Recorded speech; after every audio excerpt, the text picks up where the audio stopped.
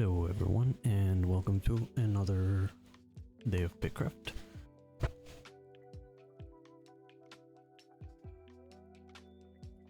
So the plan for today is first we're gonna be doing some vials. I already did a few of them. It's a fairly large order that Zozo may, she got from someone else. They needed, I think, like 1,000 tier 1 vials. So I'm... Well, she basically divided it and I'm doing half of the work for half of the payout. I've been doing a few of them already. And I'm just finishing up probably the last batch. So vials are used for the scholar uses vials to make what are they called, agents, I think they're called, like refining agents. Let's see.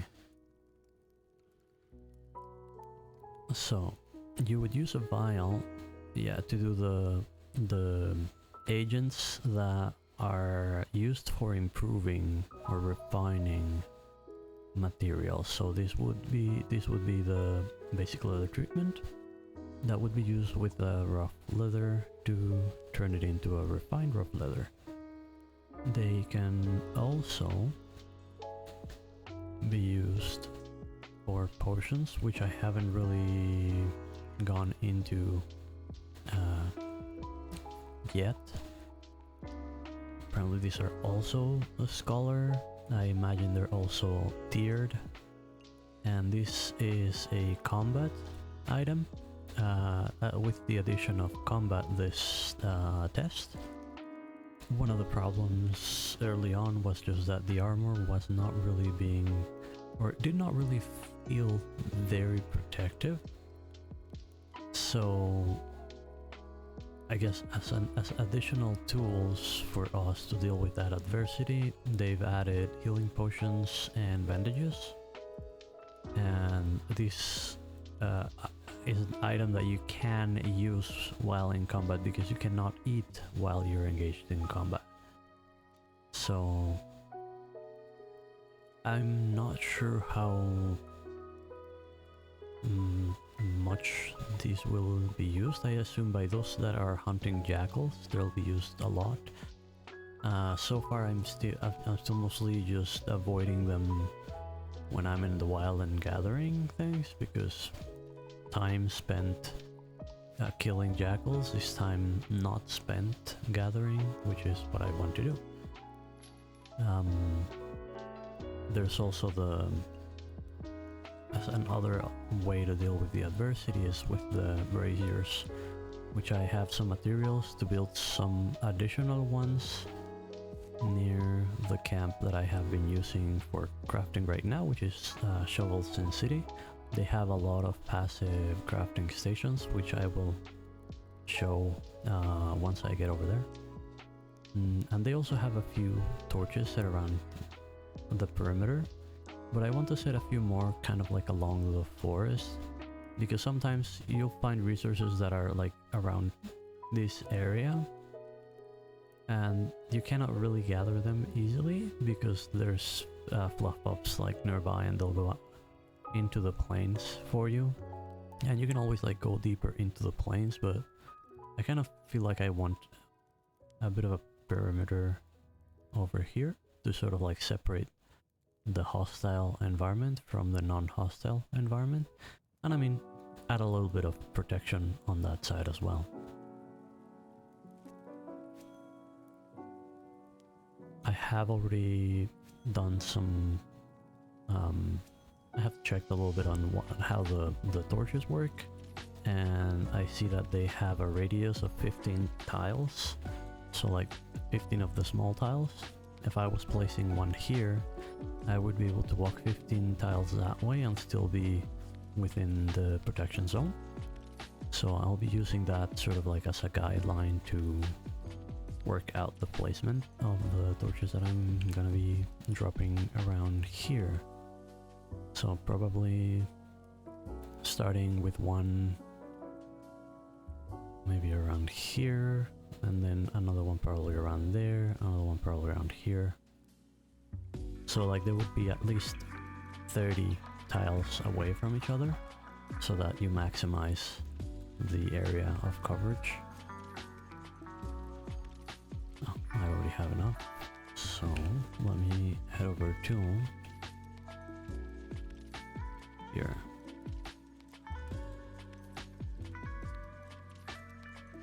So yeah, maybe a lot of information starting out, but just I guess catching up to what I have been doing and the area that I am in and why I'm doing what I'm doing.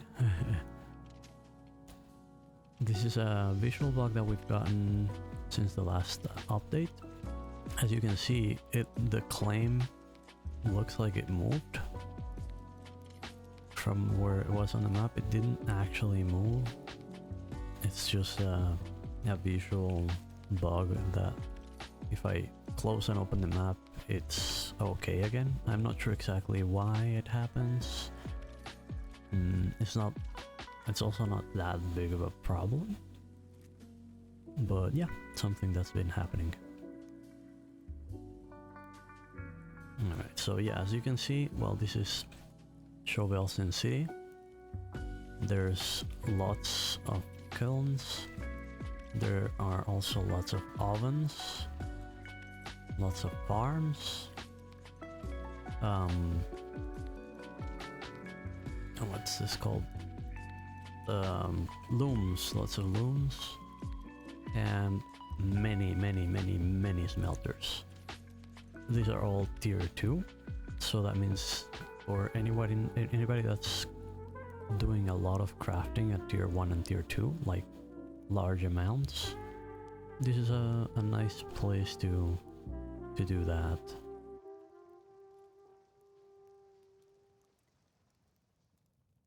I can just drop sand into many of the kilns and just have that do its thing while I go and gather more.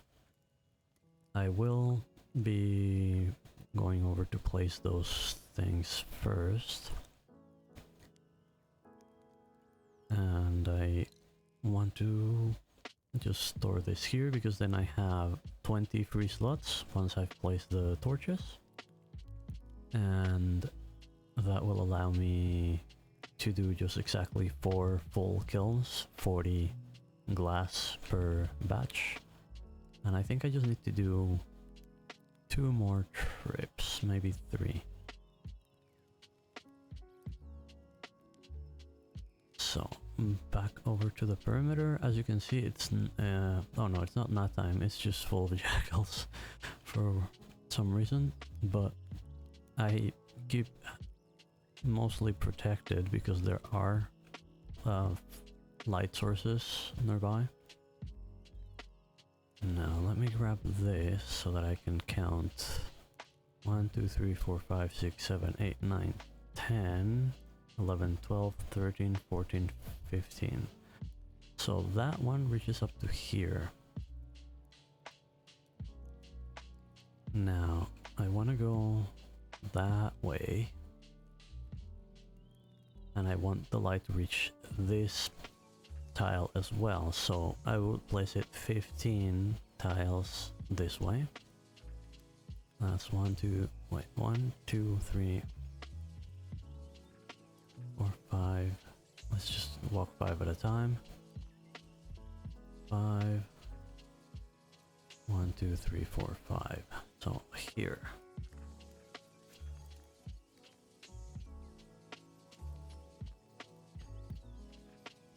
Oh, that's a forbidden area, so I guess the closest would be, can I place it here, here, here, here? No. How far away do I have to get?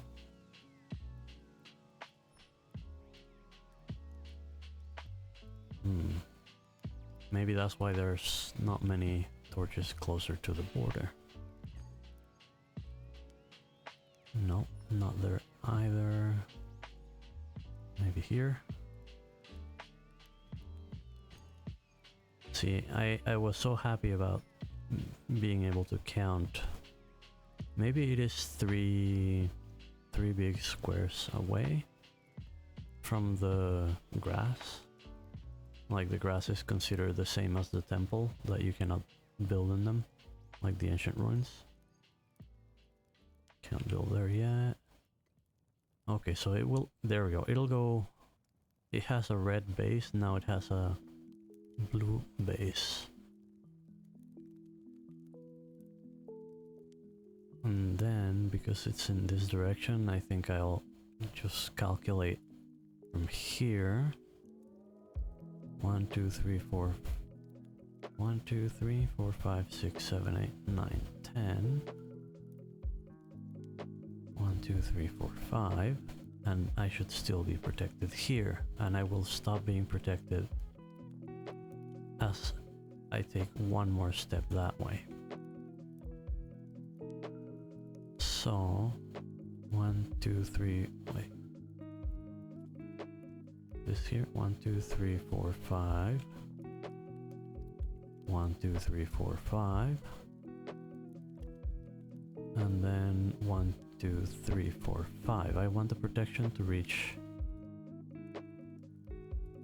to be about here. Since it cannot be here, I'll just do in a straight line that way until I can place it. Let's go with here.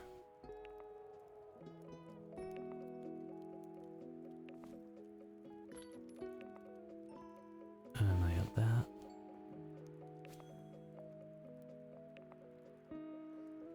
Now, this way there's some ruins, so maybe I don't really need to extend the protection that far that way. Although maybe it would be good to have another one. So then just to test it out, like if I go to this middle point, okay, so I stop getting protected here.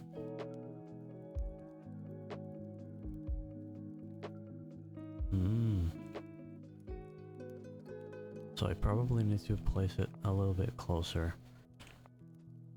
Usually you would not be able to move that, but because I plan on doing quite a bit of like road works and placing these things out in the wild, I got myself rid of a settlement foundation with which I can set up a claim maybe here, and then I can move that around wherever it will let me.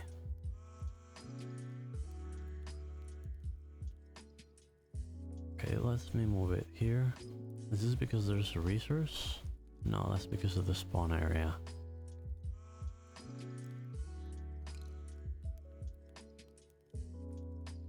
So it is 1, 2, 3, 4. It has to be 4 tiles away from the grass.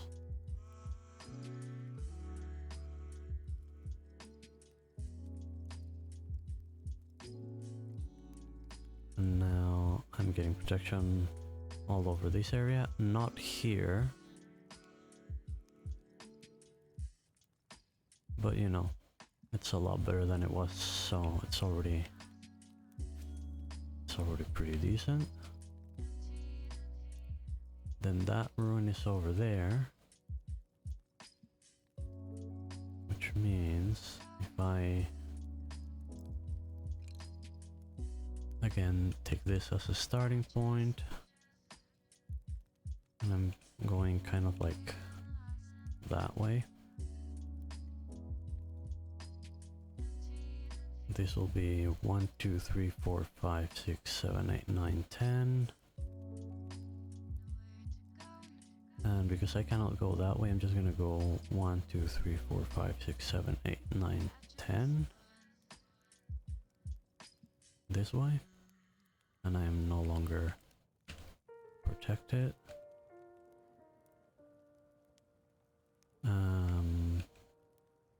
but it's still fairly close, so maybe I'll probably try to place it here.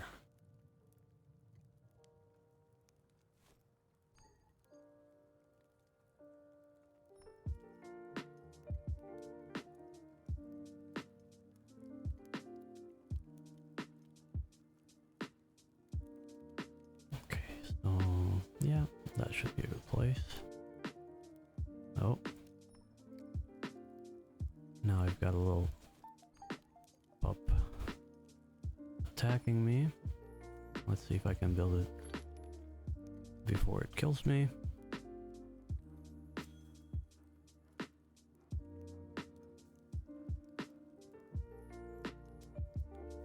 And let's see if it stops attacking me once I build it. It did. Good.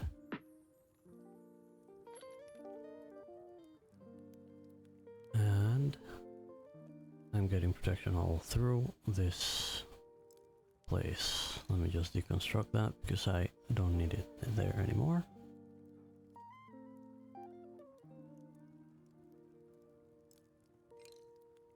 No, there we go. Got my writ back in my inventory.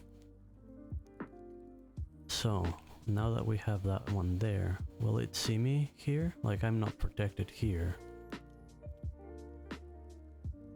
but the line of protection goes through there, like I am protected here, so yeah. That does seem to be working well. And then over here there's that, so I cannot really do much around it. I mean, I could place another one probably around here. Is this far enough to be worth it? Probably is. But because there's the ruins, I don't really need to be that far that way, so maybe I can place this one up here. How far am I from... Wait, where did I place it? Oh, over there. I'm actually probably too close. Yeah, see, I'm already under the protection of that one here. Now that guy wants to play. Let me eat some food. And I think I would want to place the next torch. Oh, you can see me down here? Oh, and there's two of them now.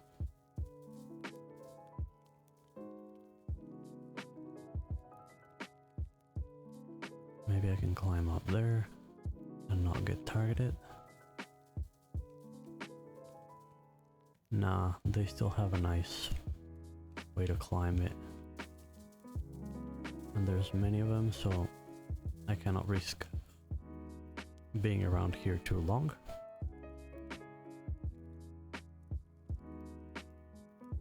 So let me just walk out here.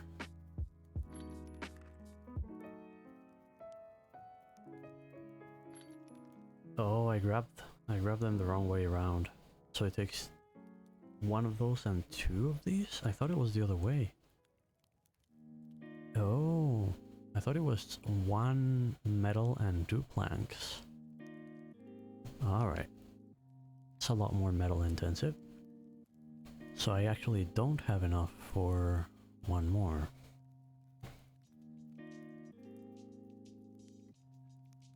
So let me just drop these two things in my cart.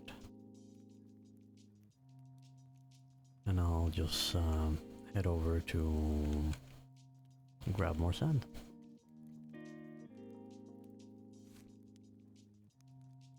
Where's my cart? Here.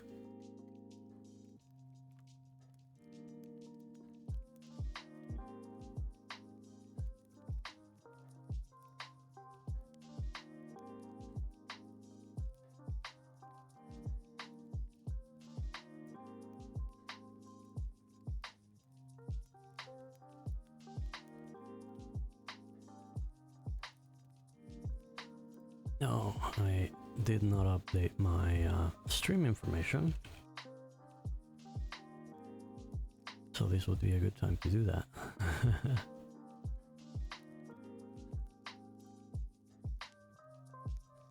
It said I was playing Forza, which I am not right now.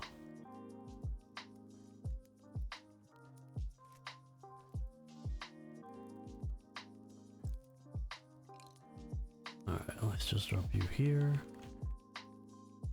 And go grab some sand.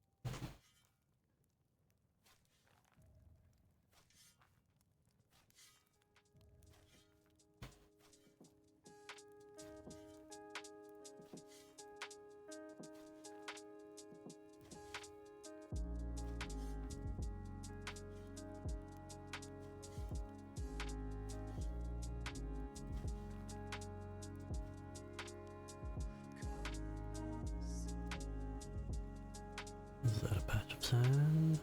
Yeah, I think it is. No, mushrooms. Oh, this is sand. Am I blind or did it just spawn?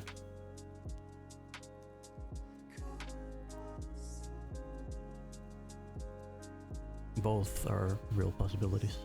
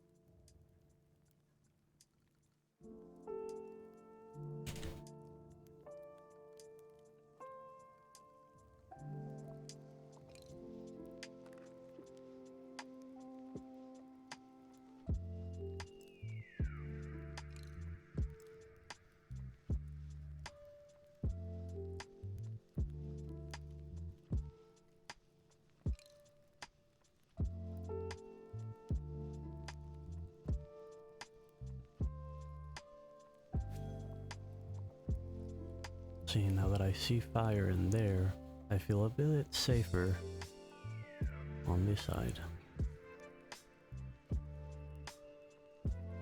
It's a little thing, but it's the little things that count. See that one there, that one there.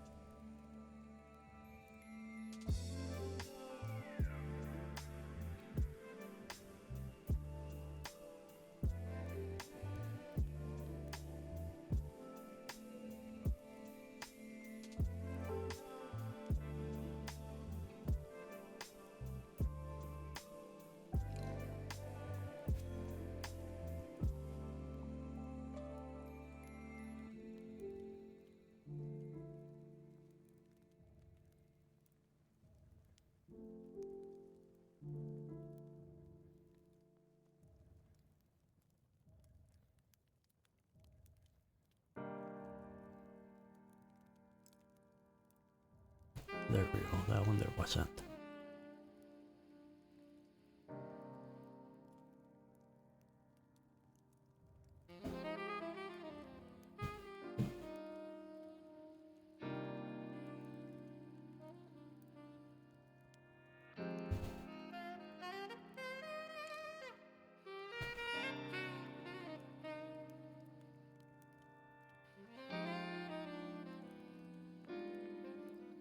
This is actually close to the area where there were many jackals, where that one's already having a look at me. That's why I wanted to place another one sort of like around here. Well, maybe even up there. Just to discourage this jackals coming this way, because there's actually two.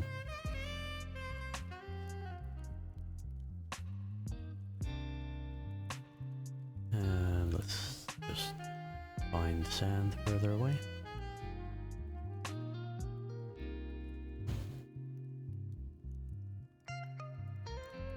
Ah, there is sand. Ah, the forest following me, another one of my favorite visual bugs.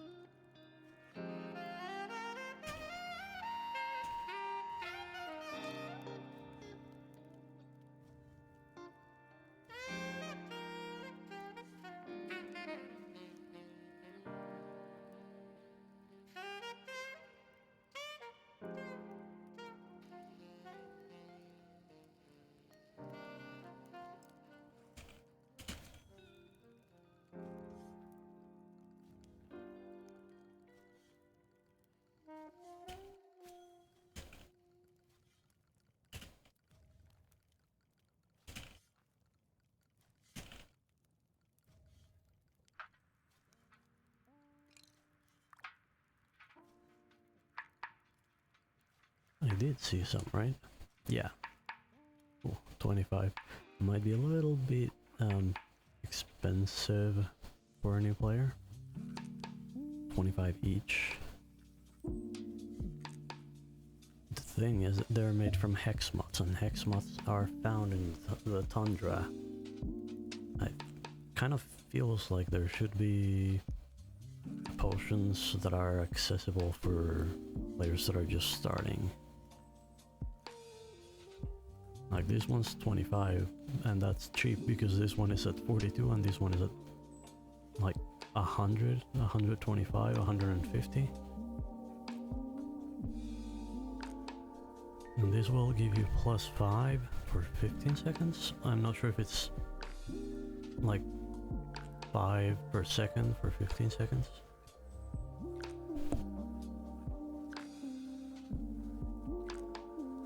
I mean, I would assume that is the case. And then there's also the bandages. Wait. Hey, Kelly, how are you doing today? I'm doing very good, thank you. Just looking at some of the conversations in general. What I assume is a newer player asking how they can kill jackals. And as a non-combatant that knows that potions exist, I just recommended potions, and I was confirming if they were actually available, and they're pretty expensive for a new player at least. Like 25 is the cheapest ones. There's 42, and someone is even asking for 100 for the tier 1.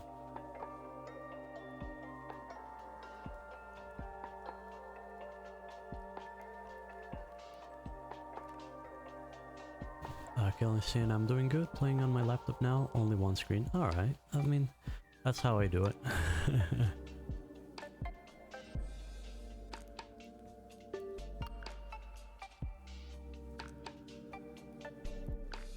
Your lurking abilities are limited though, yes.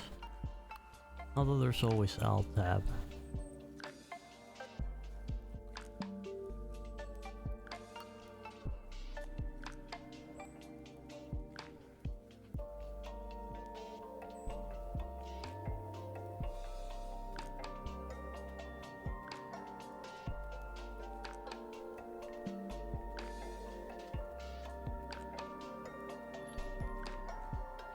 Almost full.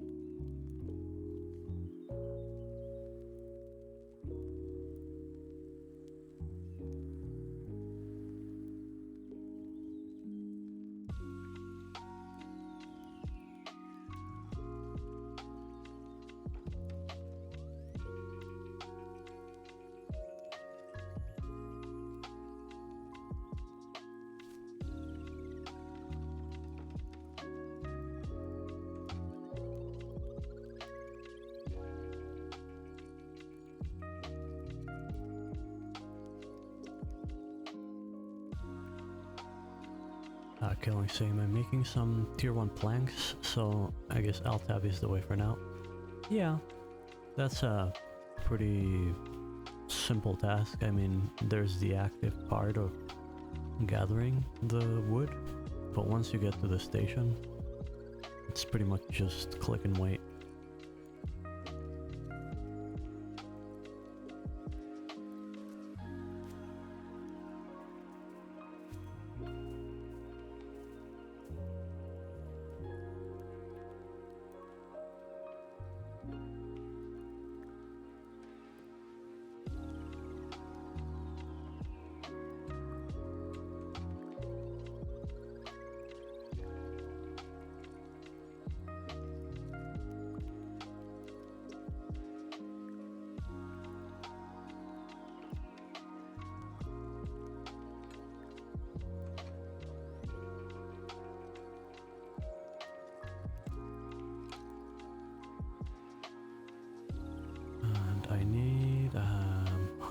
10, so that's 2, 4, 6, 8, 10.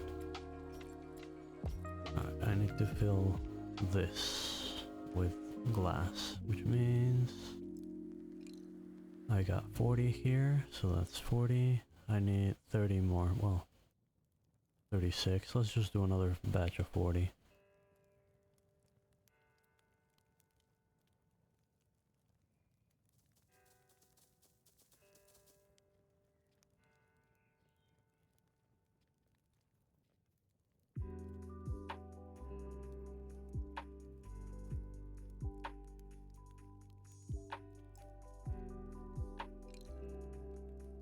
Oh, plenty of sand spawning here. I'm definitely really liking the spawn rate for resources this time. We suffered so much on previous tests with that.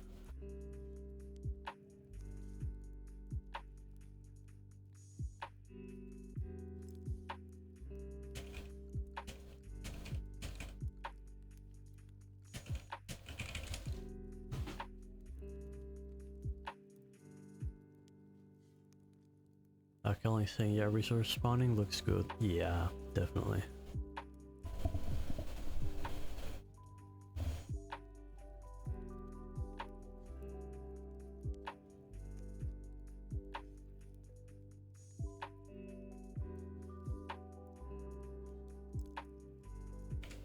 What does time give me? Oh, seconds. Really? Wait. The time is... it's even hard to read. 1851 out of 570 during the day. I mean, it's good to have. So, actually, let's do the math. 570 now that we have that number. So, 570... I mean, 5700 divided by 60. That's 95 minutes. Oh, okay. A little bit over an hour and a half. And then the other night is 1200. And that is 20 minutes. Oh, okay. So it's a little bit shorter.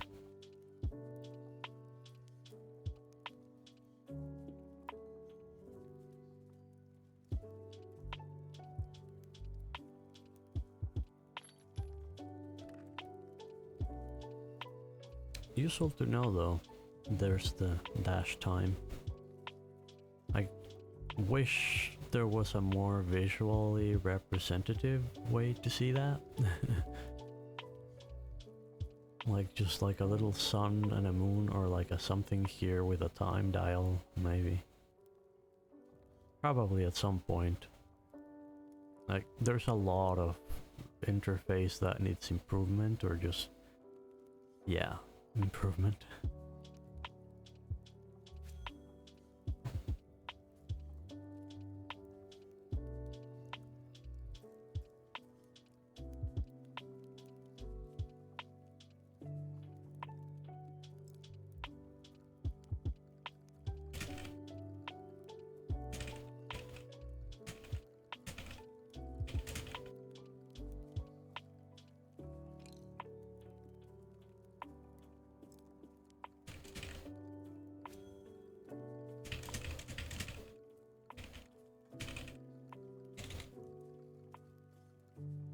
Nah, I won't tell them about using the waystone. I think it should be a rite of passage to do the run. The piece of map that everybody's sort of discovered just trying to get to the temple there and getting mauled by jackals. Yeah, I think that should stay that way.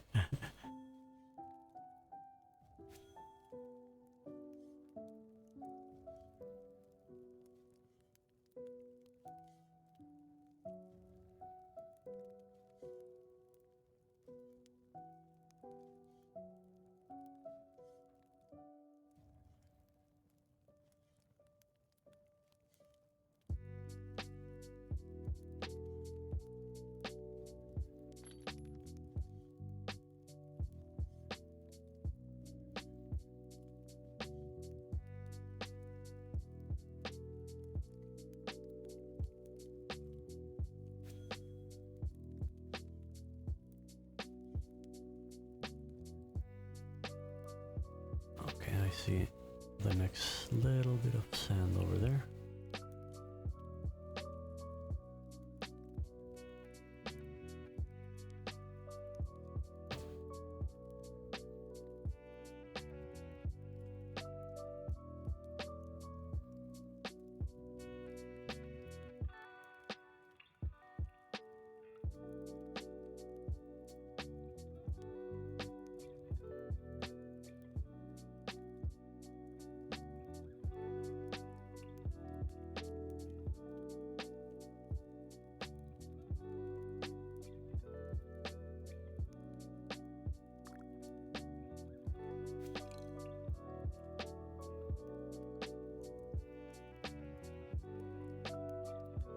Oh, okay, so Zozo already placed the new buying price at 20. Well, I mean, selling. There's at least one. Let's specifically search for rough glass vial.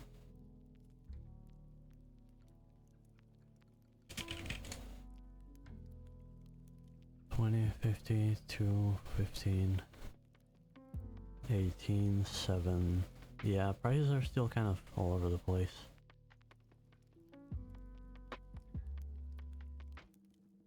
But clearly, you know, at below 20 they're just going away. 7 is just very, very low, I feel. Just because they are a really important piece of the refinement puzzle, and it is time consuming. So I see that at Foothills of Regret it's being sold at 7 X coin. I would recommend bumping to at least 15. Zozo got a custom order for 1,000 tier 1 vials at 20 hex coins each. Yeah, you have them for sale. You don't actually have any there. I'm not sure. Let me see again. Raw glass vial and Foothills of Regret. Where there's a stall named Stone and Ore, where you're selling the rough glass vials at 7 each. Yeah. Because I mean 50 is definitely too much. 2 is definitely too little. 18, 15, that sounds like more about right. Yeah, at least, you know, change the price, so if anybody in the claim says, you know, I'll do vials just to try to generate funds, to have them actually sell for what they're worth and not just, you know, have them fly off the shelf because they're too lowly priced.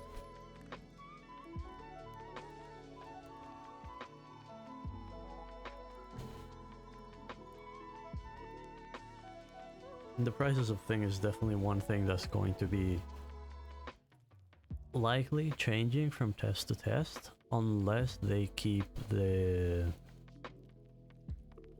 like the way that Rumba buys things right now.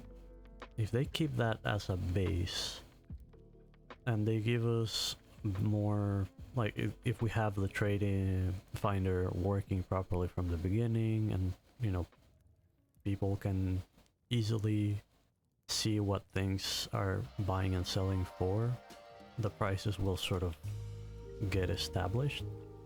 But the price points are also going to be heavily dependent on sources for Hexcoin. As long as the main source of Hexcoin is selling tier 1 crap to Rumba, I don't know how healthy of an economy and a market there will be. I just spent, well, the couple of hours that I had already spent gathering sand before I started off the stream, I was typing some feedback and ended up with a pretty lengthy post um, about why I think that settlements need to generate more hex coin, and maybe it's just a matter of separating the way that the hex coin works in the settlements from how it works with the players, because I can understand the devs not wanting to just give superpowers to the settlements in terms of coin generation, because then that's how you farm hex coins, and it shouldn't be that way. But basically, I guess in broad terms, what I was mentioning in that thing was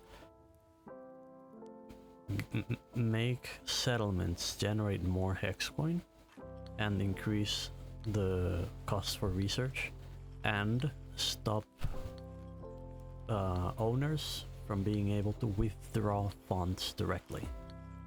Change the way that those funds flow into the player level of gameplay through jobs or postings from the settlement for materials or things that the settlement needs. So if that happens, then the settlement from the point of view of the player, the settlement should be an NPC, because we're talking two different layers of gameplay, and that's still not happening. They are still very, very muddled, the player layer and the settlement layer. So that would add another step of separation. And of course there need to be systems to avoid it being exploited, because the easiest thing that comes to mind is, you know, you have tons of hex coins and you don't really like you want to just give it to yourself. You could just post one log for 1,000 credits or hex coins and just do that. So there should be limits to the values for each of the things that have to be posted, and that's a lot of work for the devs to, you know, determine and figure out. And I think they also don't really want to. Like, I understand they want things to sort of happen organically, but there really needs to be like a baseline. And like, I know there's the other game that I play, Forza Horizon, there's an auction house where people can buy and sell duplicates or cars that they have unlocked or gotten from events or whatnot. And there's a way that the system regulates the price at which you can post the car. It will not let you post it for much lower than the average market value, and it will not let you post it for much higher than the average market value. I think it's just done by tracking transactions and like seeing the average.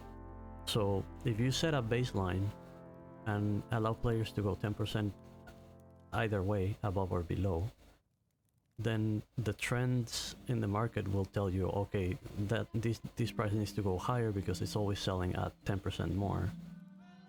So the baseline goes a little bit higher.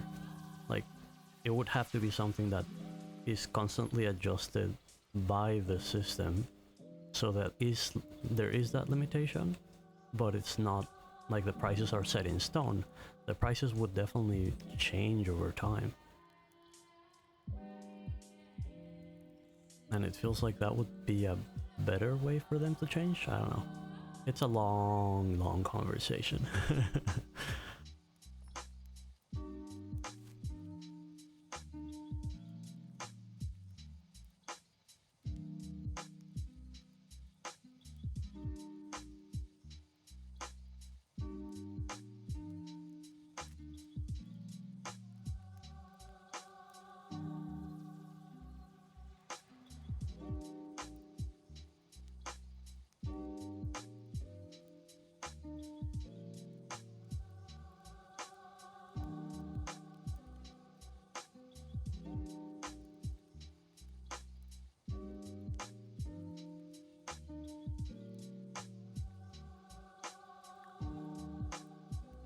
So this actually should be the last batch that I need to cook.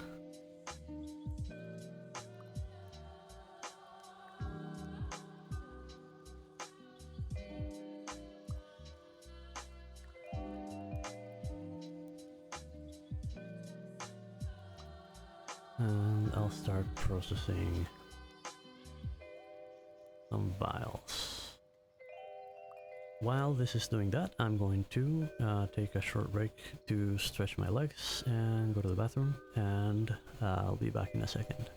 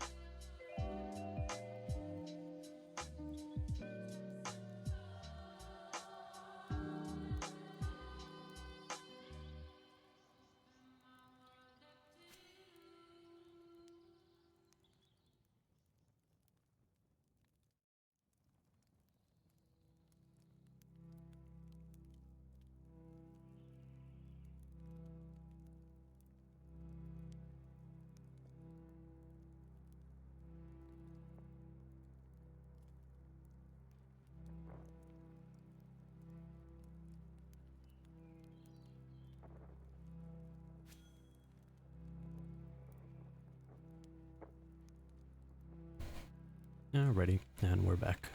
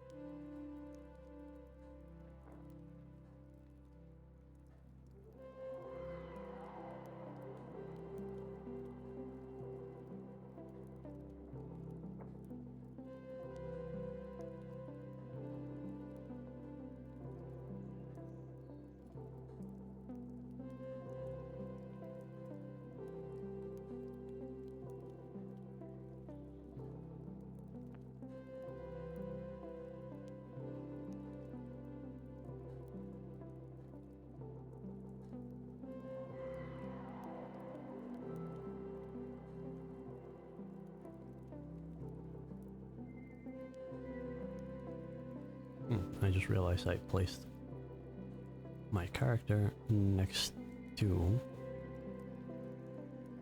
my avatar, so I should actually try to keep him on the left side instead of the right side. I need to get used to that.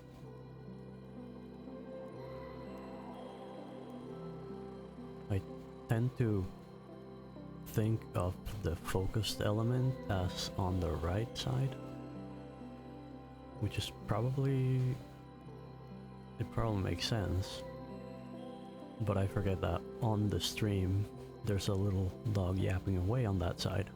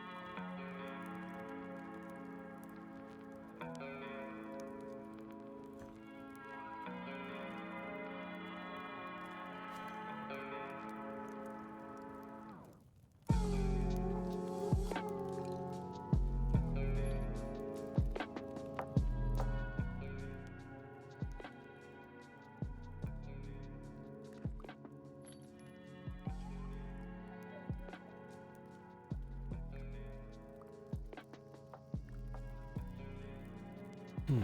Still 5 minutes for the next batch. I thought... Huh.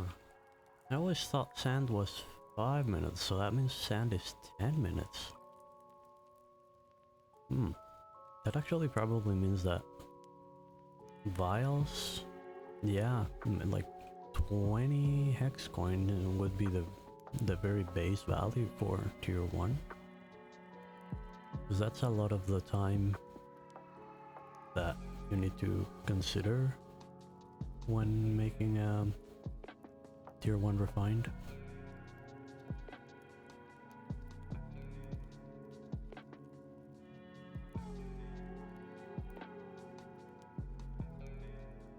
I'll probably go grab a bit more sand because I am thinking about changing my hex coin source from bricks, which is what I do right now, to refined planks.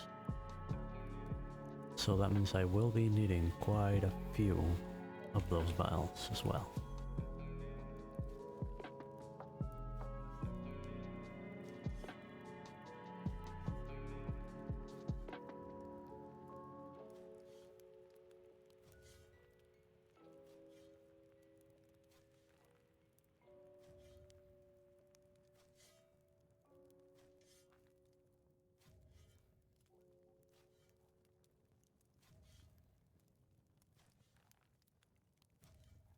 I also need to do some calculations for how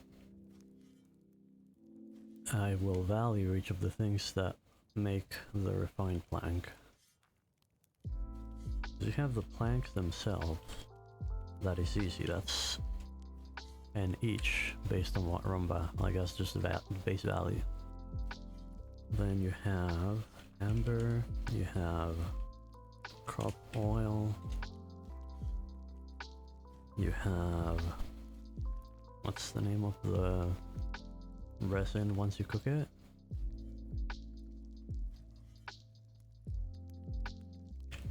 No, it's not resin. What's the name of the thing? Yes, you obtain it from the log, which gives you... No, you obtain the log from the tree that gives you... Here you go. Sap, not resin. Ah, I was thinking about the... Might be better if I just search for the... Oh, I'm looking at resources. Here. Yes, thank you. Pitch. And vials. So that's all you need, right? Amber, crop oil, pitch. Go into the vial. Does it take water too? No, no water. Just those things.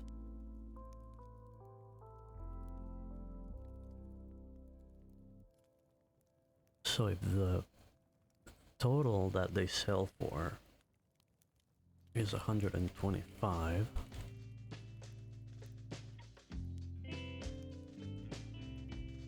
oh, let's see. Yeah, crop oil. See, both the crop oil and the resin, the amber, are not as hard to get as they have been before. But I do think that crop oil is a little bit faster and more reliable to make, if that makes sense.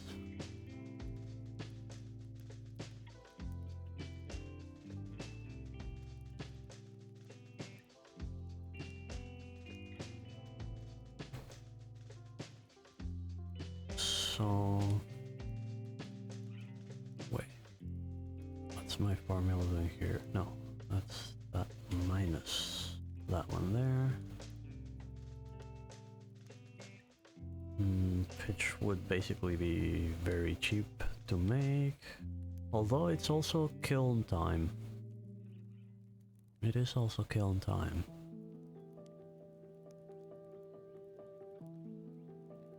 And then there's the crop oil and the amber. That would probably be...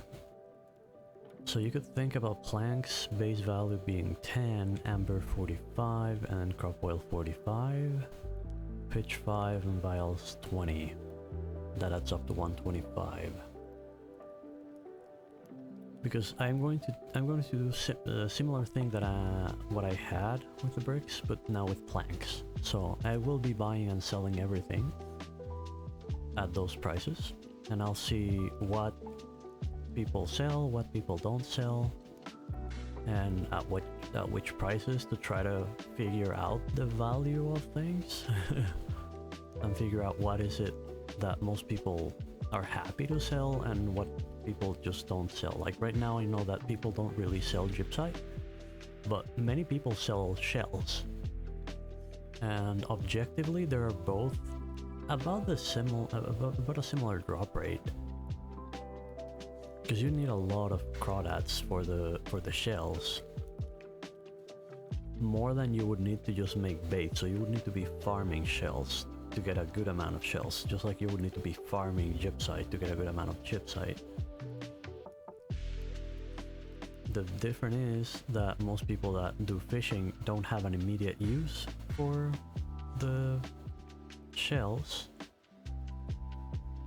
whereas people that are getting gypsite are getting clay, which you use in masonry, so they see the immediate next use for gypsite, and that makes them hold on to it more, or value it more, I guess.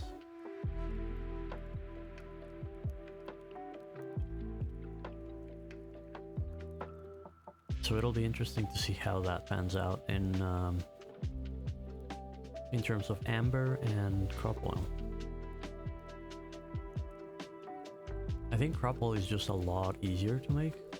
If you're like, I'm going to be cooking a lot of fish and bowls at tier 1 because of something that Rue pointed out yesterday that makes a lot of sense.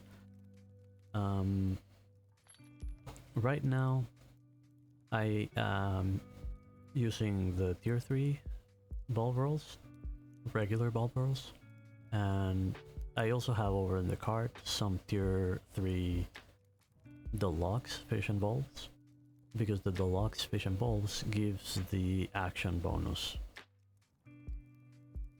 Now, if you look at the rest, the bonuses that they give, at tier 1 it is 8 plus 8.2%, at tier 2 it is 8.4, then 8.6, then 8.8, so it's not really that big a difference between the tiers. You always get a lot more, like you can get a lot more action speed from a tier 1 deluxe fish and bowls than you do from the tier 4 regular fish and bowls, which is 4.4. And the duration is the same, 10 minutes. So I want to just specialize in making the tier 1, which is just faster to make by a lot. And then that will result in a lot of excess crop oil, hopefully. And the way that I will use them is that I will use the lower tier deluxe fish and get that action speed buff, and then I will use the higher tier bulb rolls that only have a region buff, so that will substitute my previous buff for that new buff, but then the action one from the fish stays. So I think that's kind of like the smart way to do things right now, and it pairs up nicely with the new thing that I want to try, which is refined planks.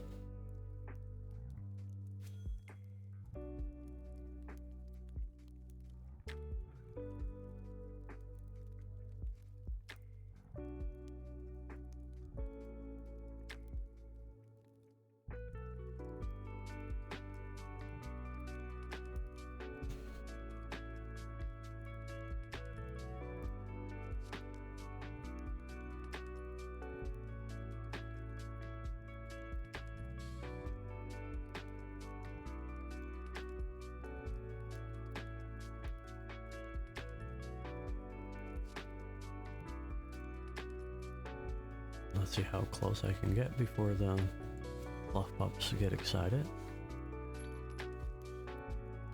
Oh, I should have just dropped these things in my cart.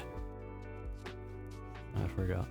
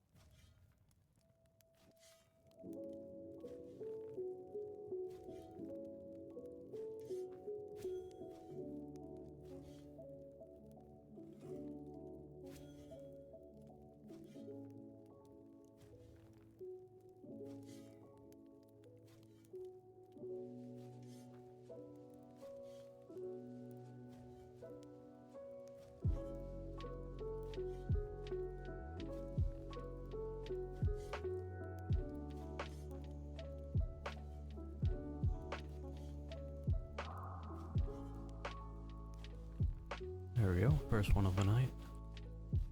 Cheap viewers.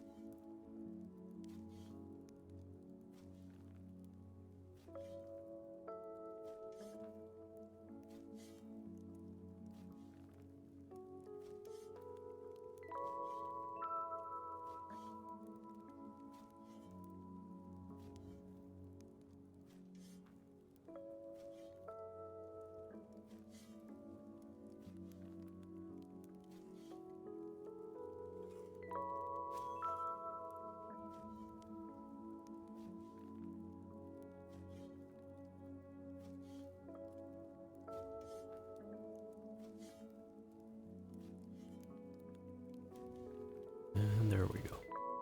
Back to the kilns.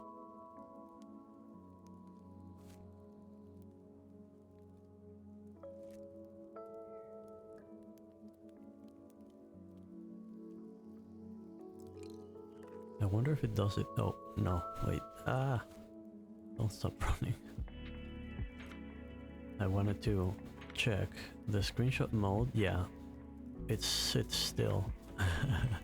It did so too when I was sailing. I'll have to... Well, I mean, there is no auto run, so I guess there's not a lot of scenarios where you're really running into the sunset or sailing. Right now movement is very active.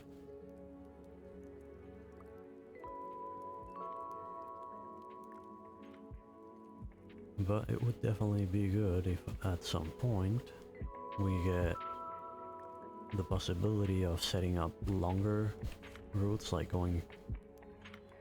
having a route that goes from here and through the river and out and over here, or you know, over here, and you just click and then just sail. And then it would be nice to have a screenshot mode that actually follows your character.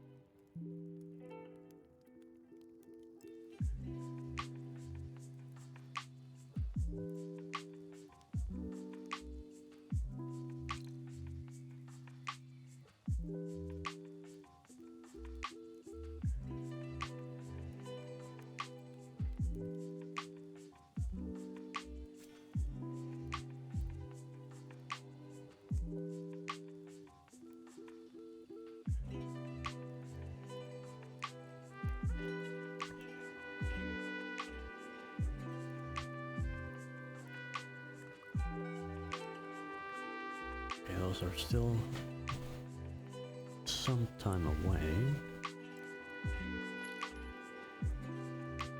Grab the stuff from the cart. And the cart.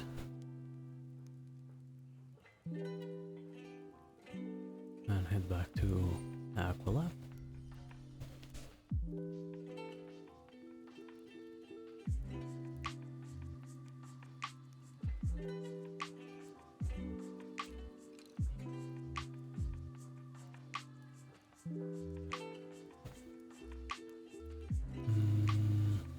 You can go up there.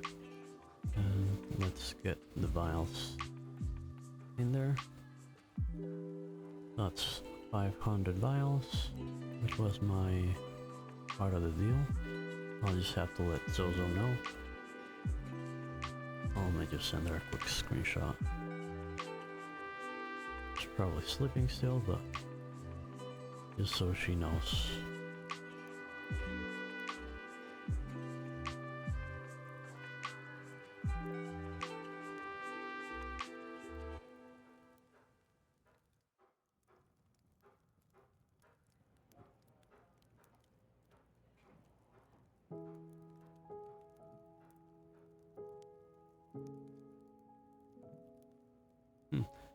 She actually just sent me a message 20 minutes ago saying that she already got 400 done. So I guess we're almost done with the whole request. Nice.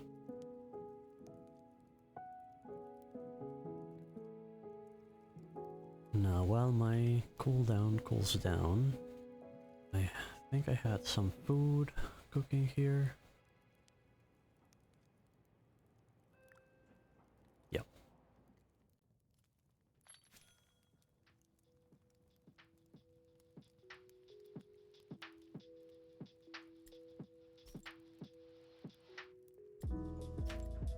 And I'm just gonna drop these things back into my storage.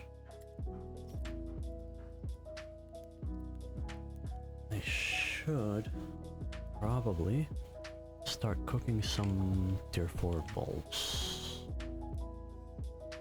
However, I think only one of these solvents is tier 4, right? Yeah. So I'm not entirely sure that I'll continue doing that here. I think for now I can, at least the one batch. I've got too much stuff in my personal cache to move around easily. That's gonna take a few trips and some logistics to figure out where to put everything.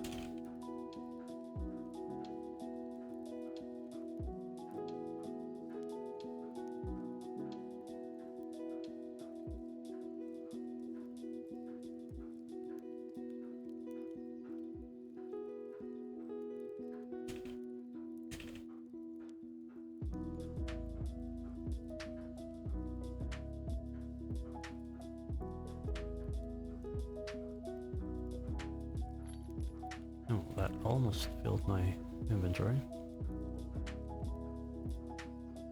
I always forget bulbs are so abundant.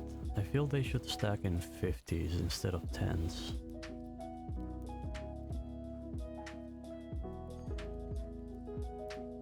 Okay, so that's all those.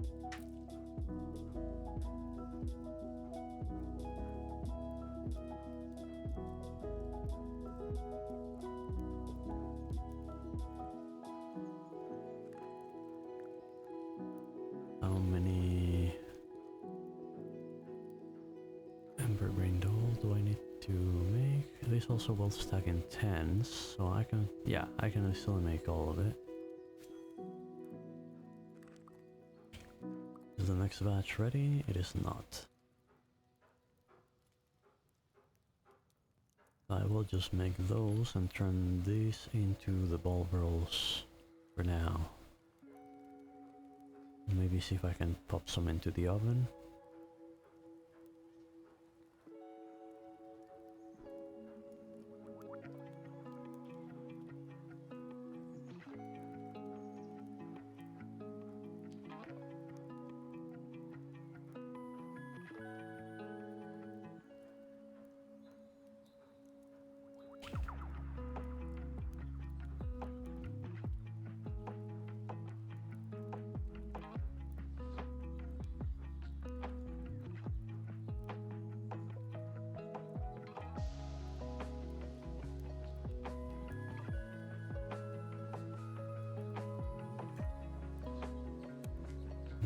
And it's gonna be 19 of these as well.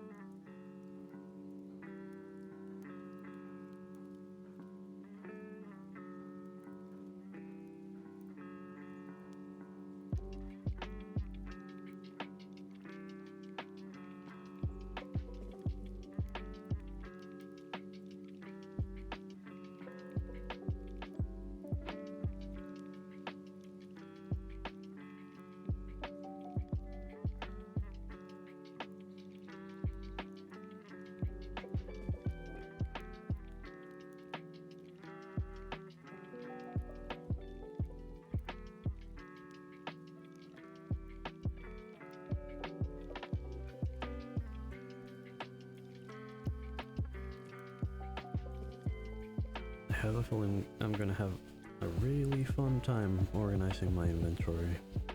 I wasn't looking forward to it, but it's one of those things that as an automatic player it just comes a point where you have to. Yeah. I considered like making a claim somewhere that was just chests, you know, close to another claim that has a waypoint. Like I could just build something small up here in the hills and just have it be chests. And then I piggyback out of the waypoint in Aquila or something like that. But right now I have use for this as a movable claim, I think. It wasn't that expensive to make, so I could make another one and just make a whole bunch of storage for myself. Which might actually be good that I do that, because it will point out at the problem better. I can, like, the devs should know that if a player feels that they need to make a claim just to have a workable storage, then the storage is not working for claimless players. and I want them to understand that that is the case. So I think I will do that.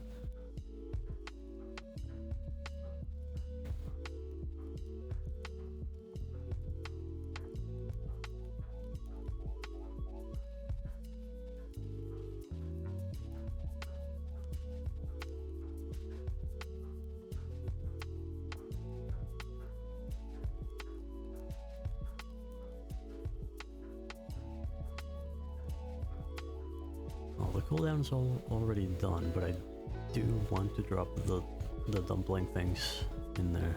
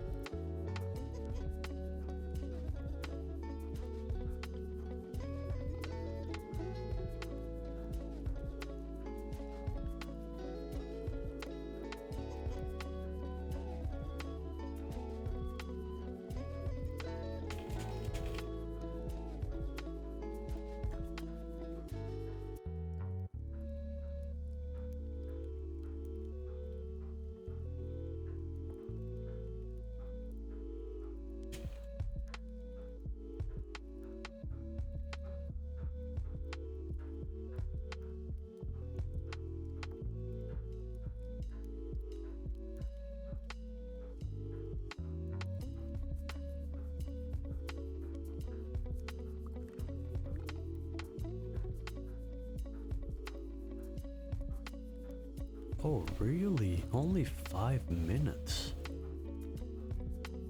Wow. I was expecting this to take longer at higher tiers. But this is definitely the way to go. Because making them was not a lot of effort. Not a lot of effort at all.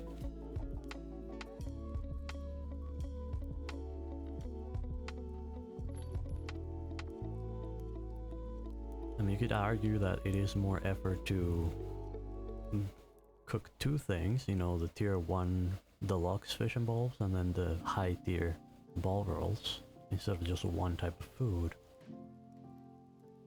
But I think it does make sense, especially because high tier deluxe fish and balls is very time consuming. But low tier, as long as you have salt, it's very easy.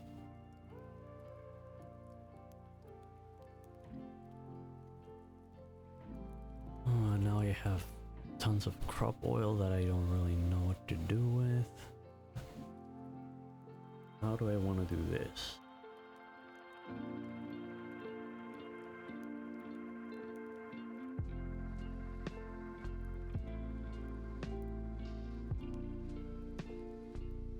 I'm probably gonna be dumping a whole bunch of things down into the ground. Like, the pebbles are just super easy to make.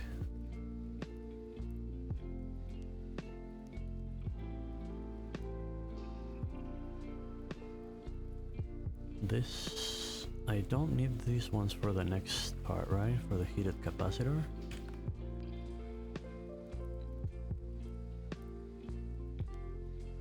No, it needs the more rare things.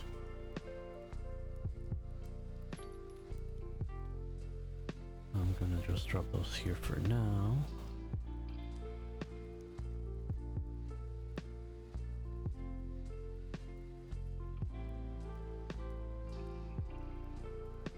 I mean, I can probably just dump that because I got more ember grain in the fields. This I will probably use. So I think I'm going to be... Where am I going to be setting up my woodworking operation?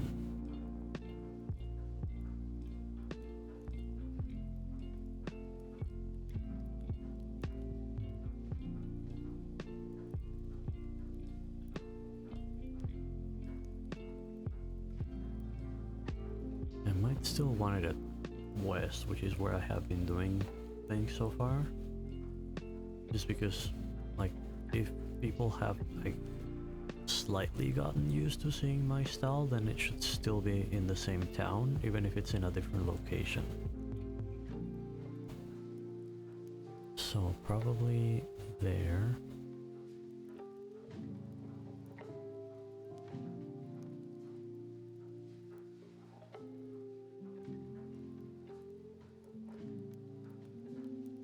Which actually means right now I'm just gonna drop this here.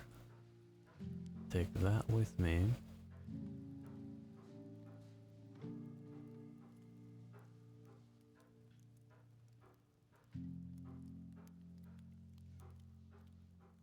And organize the west inventory before I start messing with this. No, there is a couple of things that I could take that are going to be going places. Which is this one, this one, this one. And that's it.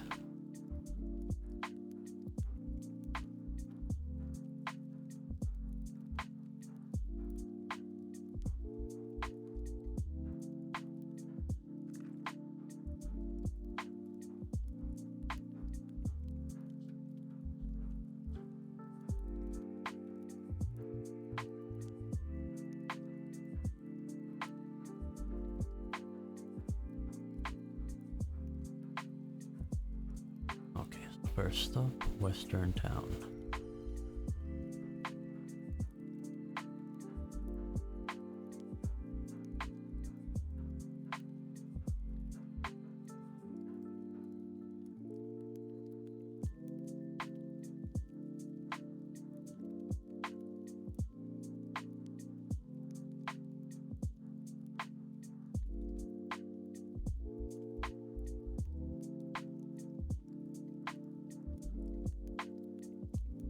Anything sold? Not really.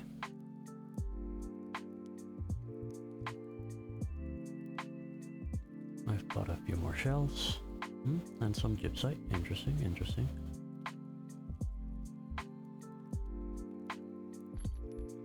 Because yeah, in order to get, like, to pick this thing up, I want to get rid of the bricks. So that is the other grind that I have coming now. It's gonna be a grind that results on money, which is good, but it's gonna be a grind. I can probably get rid of pebbles and pebbles because pebbles are easy to get.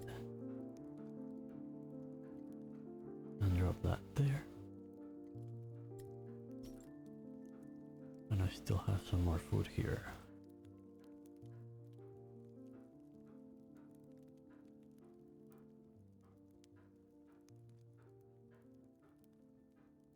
So let's start by getting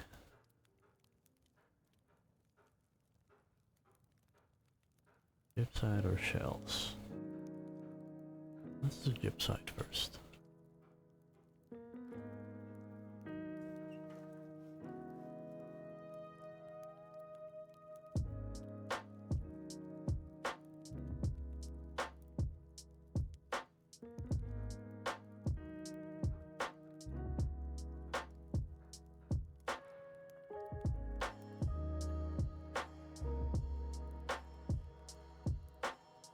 Is this mod? It is.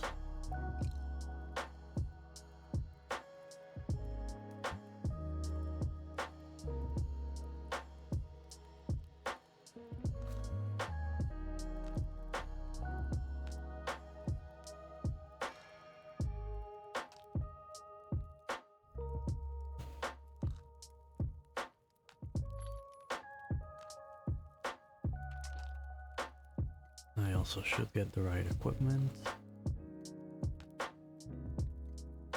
just to get this done a little bit faster.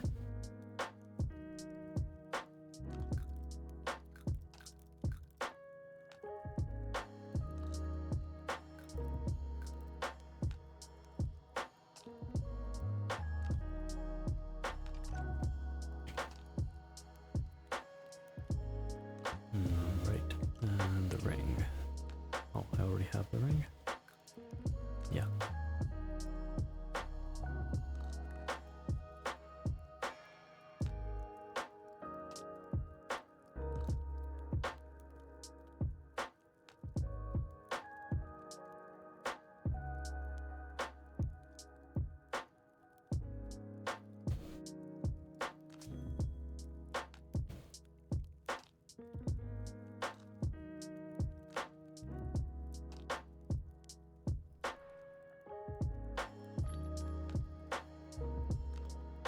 Hey Jazz, how's it going today? How are you doing? Welcome to the stream.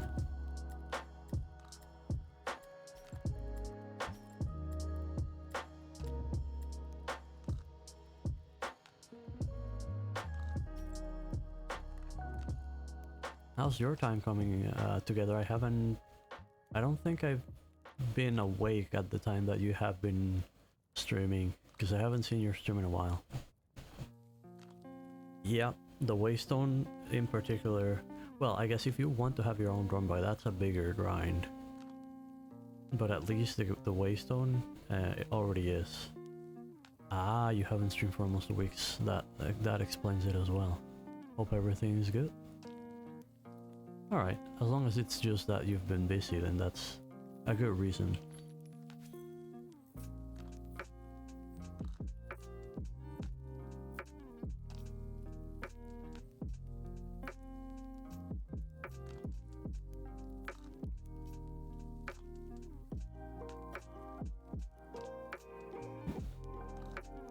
I'm just now facing the grind of refining all the bricks that I purchased at my stall, that I purchased in order to refine them, but I was always thinking I'll refine them later, and now is later.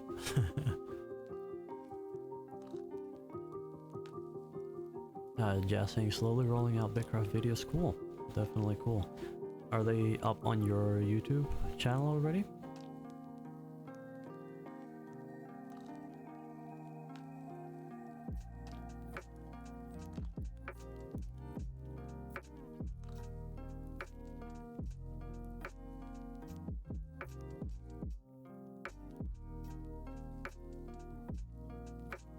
Just give you a quick shout out for those who don't know him yet. Jazz also streams Bitcraft, and he has been doing some guides that apparently are now available on his YouTube, so definitely something to check out. I definitely will be checking those out as well.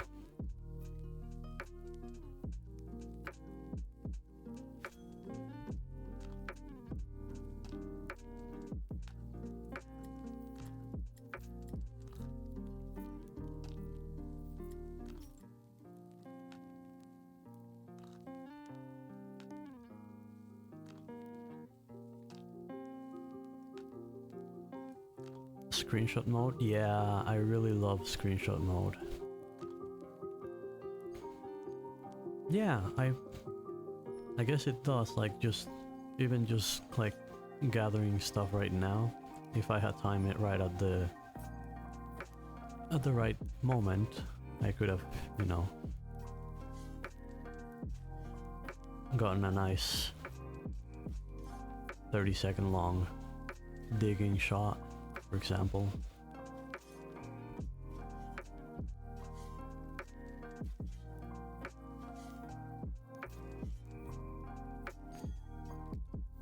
It is definitely something that I have wanted to see for a while, and I'm really happy to see. Just saying I put it in screenshot mode and record it. Yeah, exactly. Just find a nice, like, especially when the light hits just right. One thing that I have noticed that I sent them in their feedback, I don't think there's any... Yeah, you can sort of see on top of the saggy bird, it reads saggy bird. If you get, like, if there's a bird close to you, you'll be able to read the tag, or maybe they removed it. Hard to tell at this distance. And you would also be able to see, like, if this person here chats or says something, then that text would show.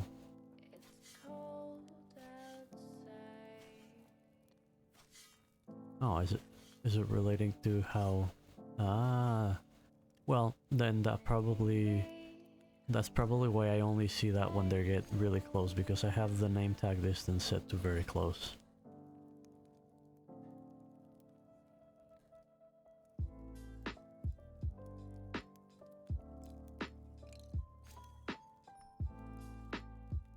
Yeah, I can see the name here.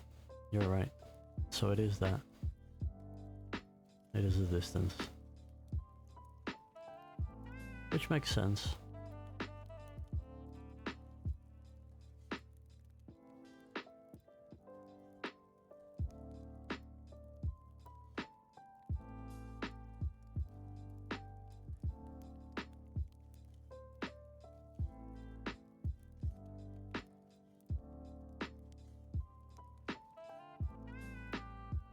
But yeah, you can just get some nice shots like this.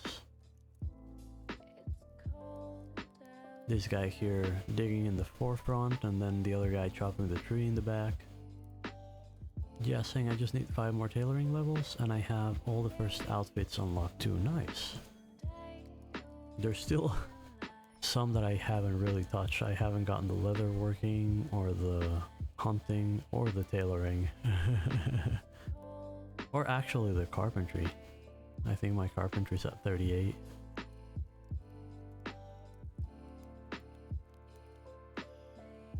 But I guess if you're doing more of like a small group or semi-solo claim, it does mean you're stretching out towards all the different jobs. Yeah, saying I might have masonry at 60 or higher by the time I get to the masonry guide. Because I gotta go on the brick grind for the waystone, yep.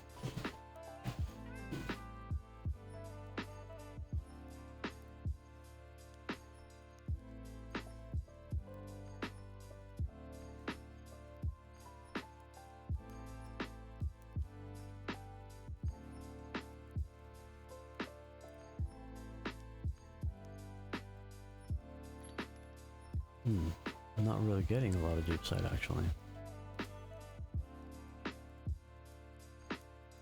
I'm guessing our claim just has 3 people at the moment, just me, the missus, and Nim Nim.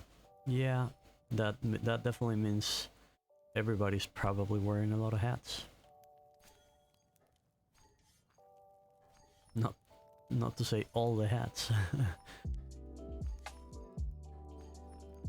Adjusting our goal is T4, Rumba, and Waystone before the end of the alpha. That seems like a very sensible goal. Mrs. just likes fishing and cooking. Alright, I mean that's a really important thing to keep going. And yeah, exactly, side effect of farming, so you can make the fishing bulbs. Like if you have somebody just pumping out fishing bulbs all the time, then that will definitely accelerate your progress. If you're eating just deluxe fishing bulbs the whole time, your action bonus just adds up over all the different things that you do. Just saying I'm spreading all my levels because of the videos, and Nim is primarily on supply and hex coin grinds, so he's usually just making boatload of planks and ingots. That's fair, that's fair. There are all things that are necessary.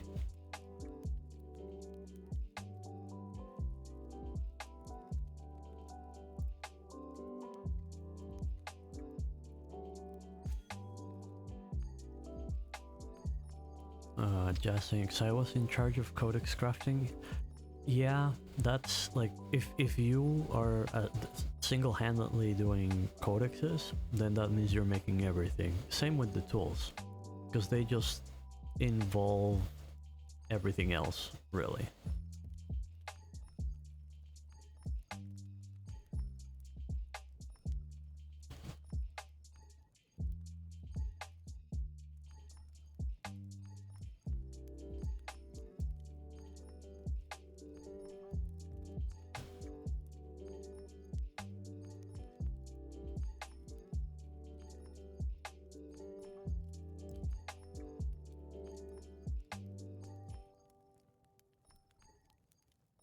and Nim's just been cooking and making supplies and money.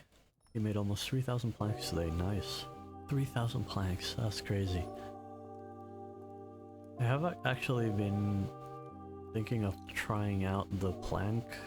Like I had this whole thing set up with bricks for a couple of weeks. And they are moving a lot less than I expected. And I'm gonna be switching over to planks and just see how that part of the market moves.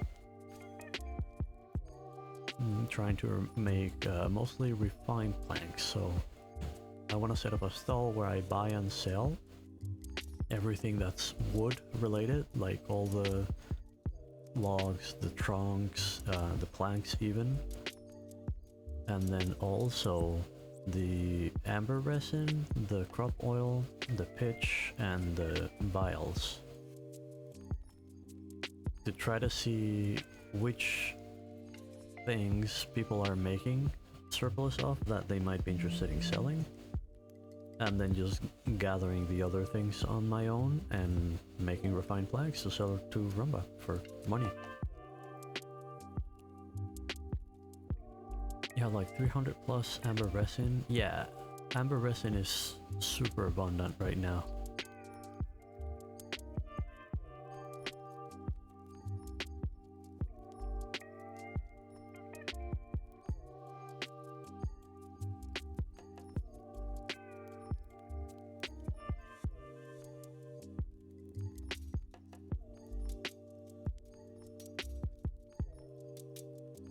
Just remember last alpha it was such a pain to get, now animal fur is the pain. To be fair, last alpha animal fur was also a big pain. But yeah, resin, I think a big part of the reason that resin was such a big pain the last alpha was that it was in very high demand, because you used it to make the cart, the storage, and like a personal cache, and the boat. The fact that they diversified those, and the cart uses planks, the boat uses cloth, and the cache, the personal cache, uses bricks, just eased off the load on that one single resource and just made it more balanced. But animal hair is still pretty much in short supply by the amounts that it's needed. Mostly probably because hunting is tricky with jackals now. It already was, now it's just trickier.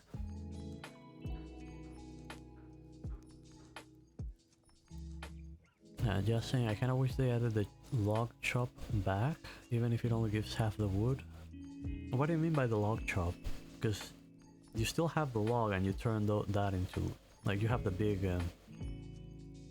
trunk and you chop it into logs. I'm not sure if that's not the step you mean.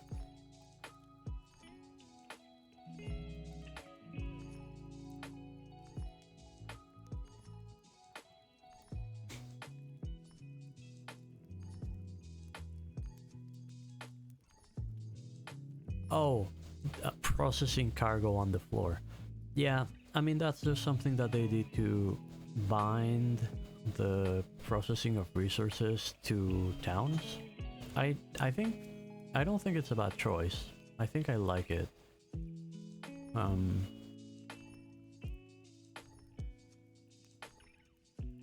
Like I know that it was more convenient to fill the cart with logs and get that little extra in your inventory, but it's really just a matter of working in a different way. No, but you see, if they do 3 logs on the floor, or 6 if you use the station, it's just the same dynamic. People are just, at some point, some players will just be filling their inventory and teleporting because they only needed that few amount.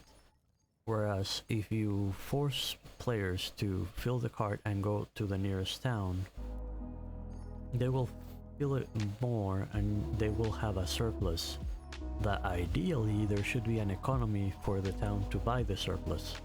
Right now that's not really working that well, and I think that's mostly because settlements are not really having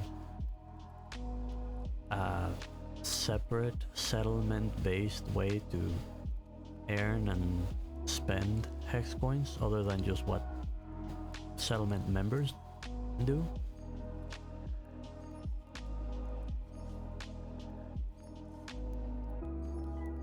Just saying, I mean, if you make it one log, then you're valuing time efficiency.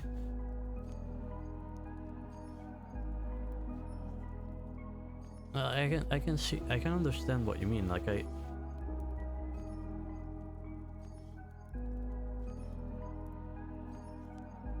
just chopping one log to unlock the small log in the compendium when you're out and about was so nice. But you will still unlock it when you get to the town, and you're taught now that there are towns that you bring things to.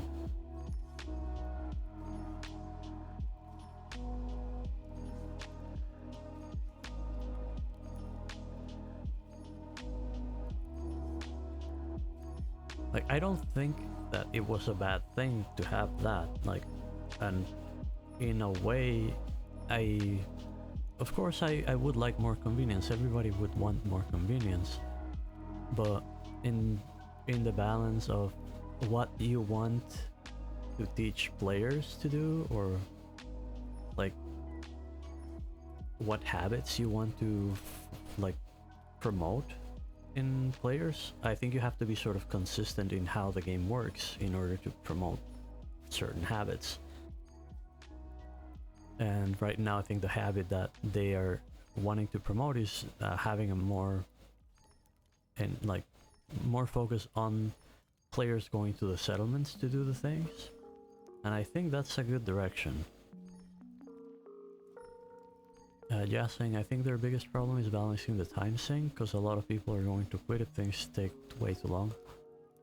Yeah, I can definitely see that. More so, actually, is probably because the leveling feels too fast, so it feels like you're lagging behind your levels. Doing things way below your level is very unsatisfying. It might be counterintuitive, but I think if they slow down the progression, like the experience progression, then those the speed at which things get processed would not feel that bad. And the way the time becomes exponential with the funnel up system, I also don't think that is a good system, just doubling up every step. I think that's mathematically, it's something that is known to go to a point that is just insane. Hey, level 64 Jane. But I also think like what they want to do is just a player should not think about having to process the lower tier materials. A player should be thinking about buying the lower tier materials.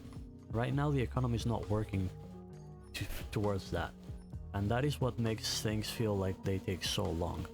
But if you're doing tier 3 things, if you only had to worry about doing tier 3 things, and you could buy all the tier 2 and tier 1, well, tier 2 because you wouldn't need tier 1, the person that you buy tier 2 from is the person that would buy the tier 1 from the next person, and so on.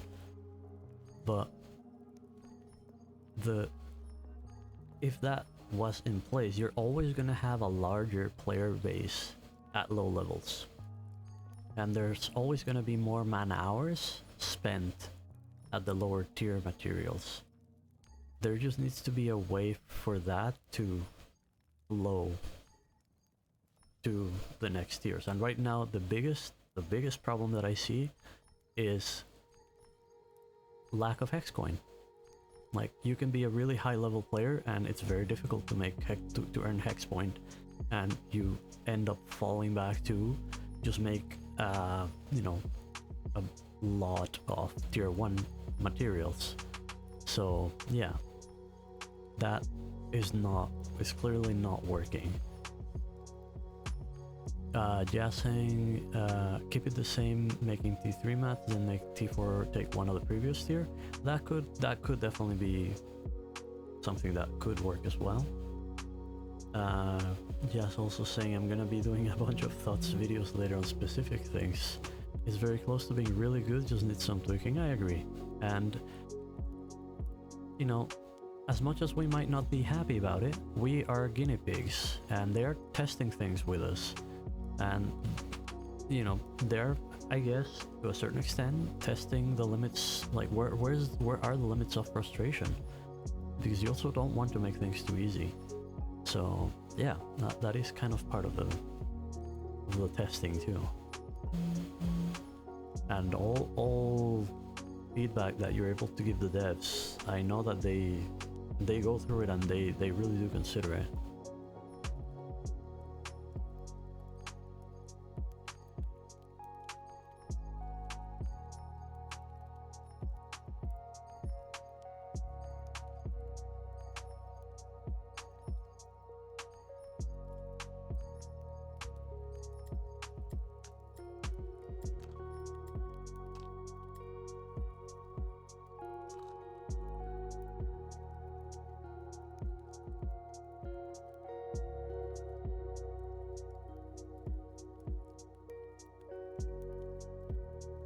Just saying, it's not so much frustrating for me, I just know that a lot of people value their time in-game and the current rate is not respectful of the time given, that the alpha is relatively short. Yeah, I can definitely see that too.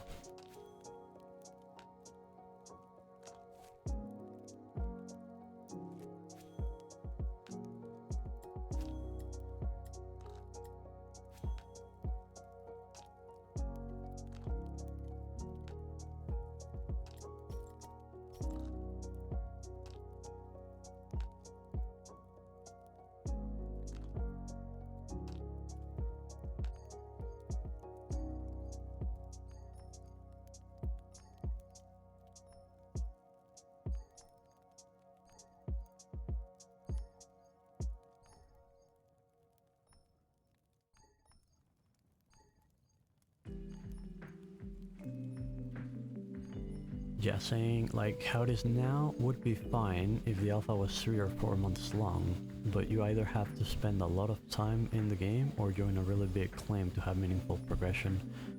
I don't know. Like, I think my biggest problem right now has been getting tools. Like, if I could get better tools, then I could go on with my progression as a nomadic player very happily. So the problem is, to buy tools, I would need more hex coin, and I am not really able to use my skills at their level to earn the amount of hex coins that would make sense for me to use that path to upgrade my tools. And you're saying so playing in a sub 5-man claim on a mid-core casual level right now doesn't feel worth unless you just do background noise skills. But it's super hard to specialize in a small group, and that's the thing. It shouldn't be as easy to grow a small town than it would be to grow a city. And a tier 6 settlement would sort of be what a city would be, and you would need more people for that. And a smaller group of players would be making a small town, which would be at a lower tier. Now, how does that relate to the individual skills? It means that in your hometown, you cannot really access the stations to do the highest tier things that you can. You have to go to the higher tier towns, they have mentioned in some of the streams that one of the things that they've been, or the concepts that they've been playing with, is more specialized claims. So I have no idea what they mean with that, because they haven't really gone in depth with it, and of course we're not seeing that right now.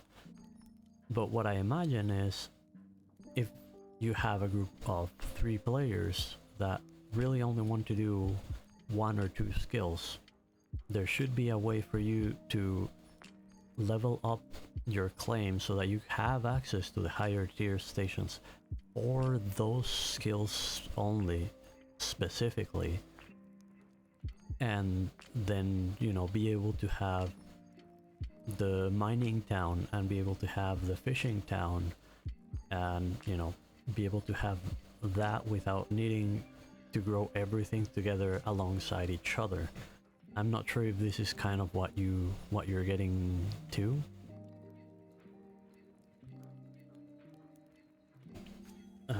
Just saying, hex coins take so much to process and transport pre-run by base. The fact you can use other claim stations now is helping. Probably stations that get experience, so the more you process specific things, the better the stations get at processing things faster. That's a good idea.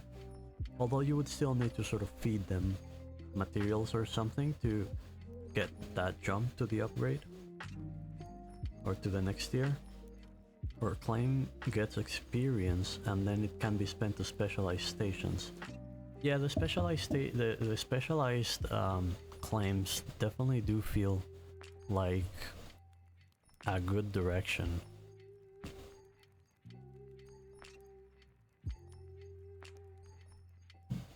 And in terms of, you know, transporting the supplies, it does feel like there should be a way to turn excess products, excess materials, excess crafts into supplies. I don't remember exactly, but I think I saw at some point something in a recipe in the smithing station, maybe? Or it might have been the carpenter station, or it might have been both. For an item that could be used for advanced buildings or as supplies. And there's also the fact that transport by sea, or just logistics and transport, is something that, as I understand it, is important to the game. So transporting things has to be essential to the game.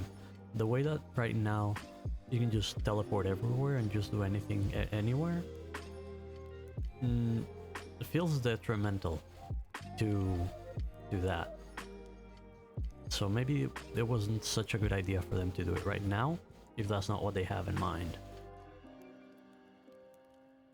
Just saying, I wish the cargo gave more supply at the cost of being cargo. Like, you can get non-cargo versions of supply, but it's only a quarter of the value. I mean, I don't think the teleporting thing isn't too much of an issue, because they can just charge it, change it to 30-minute cooldown or 1 hour. But there's always gonna be ways to exploit it. You can always make alts. So the way I see it, teleporting, unless you restrict it by time and range, then now of course they can't balance the game entirely on people exploiting it, but it has to be taken into account. And while I agree that some things should not be as time consuming as they are, I feel like the solution for supplies is not make supplies easier to get to your base. I think the solution is make settlements generate more hex coins, so an active settlement is self-sufficient. I would change that completely.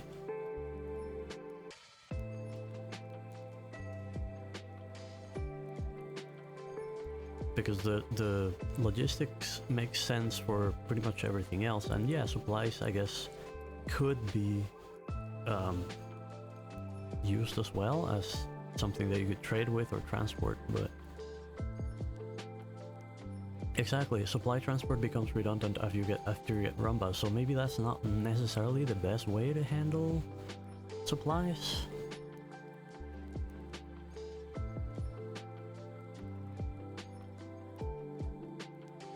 I made a fairly lengthy post on my feedback talking sort of about this, not exactly this, but as a nomadic player, one of the big problems that I see is settlements not generating enough hex coin for me as a traveler to be able to sell anything that I make anywhere. And that is probably the way I see it. It's because the player level of gameplay and the settlement are still not differentiated enough. If wait, let me see what you're writing. Just saying, I mean, you could make it so that supplies has a charge and it starts at 0 when you purchase it and builds up charge as you travel. I'm not sure I understand what you mean. But the approach that I mentioned on that post is just that settlements need to be another source of hex coin, need to be from the eyes of a player. The settlement should be an NPC. Only the players that are going into the settlement layer of things should be worried or interested in the management or managerial part of how the claim works, in order to not have that break the economy. So then those players become super powered because they have all the hex coin. Then there needs to be a separation between how hex coin works inside the claim system and outside the claim system. It's a really long conversation, and I just like slightly brainstorm on it on that post.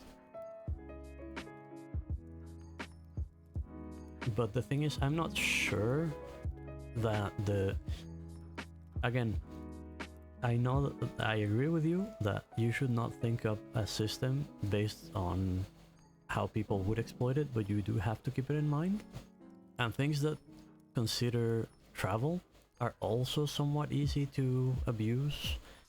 You could just have a person like driving around in circles, unless it actually tracks the source, and then the totem is the distance to the source of where you got it.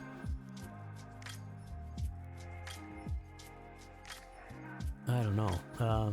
Like I hadn't considered that idea that you're presenting, and it has interesting points to it, but I would have to think about it more to try to think about ways that it could work, ways that it couldn't work. It's not a bad idea. Like, it's definitely not a bad idea. There definitely needs to be...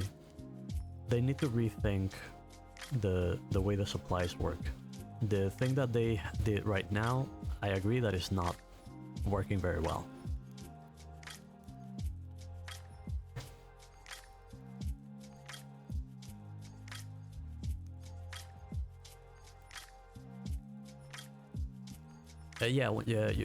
When you're saying they have to travel to the claim, I understand that what you mean is that it would calculate not the distance traveled, but the distance between the points A and B, where you got the supplies and where you dropped them. And that kind of makes for a weird dynamic where you would be incentivized to like either teleport really far away or just not go to the nearest rumba and just try to find the farthest rumba in order to make the trip worth it. Not a bad thing, it's just a weird thing.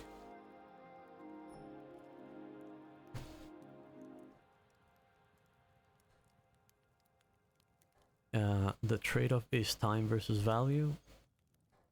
Yeah. And I guess that's also difficult to measure as well, because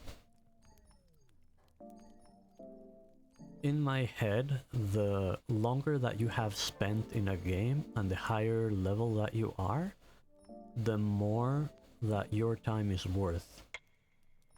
So in that regard, it wouldn't really make sense for if you have something that two players can do. One is a new player and the other one is a more advanced level. You shouldn't have both get the same result for the same time.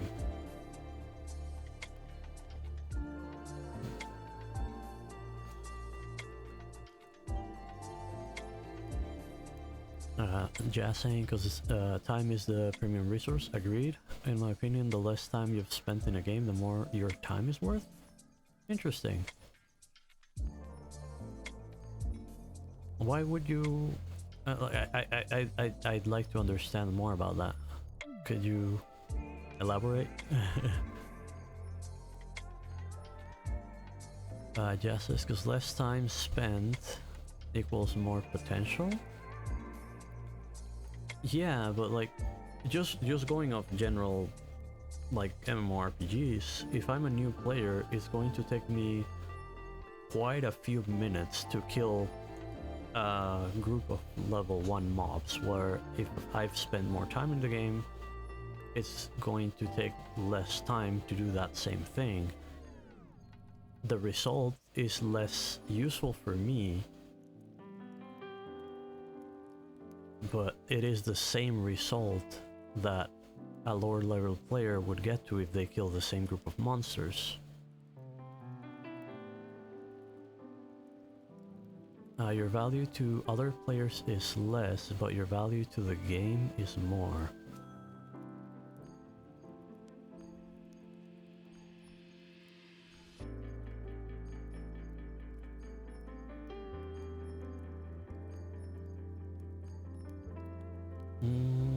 Like, if you mean like just from an outside perspective, thinking of a player that spent less time as more valuable because you want to focus your attention in the players that have played less time so that you have a higher player retention?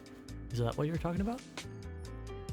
Because I'm talking about something completely different. I'm talking about player experience.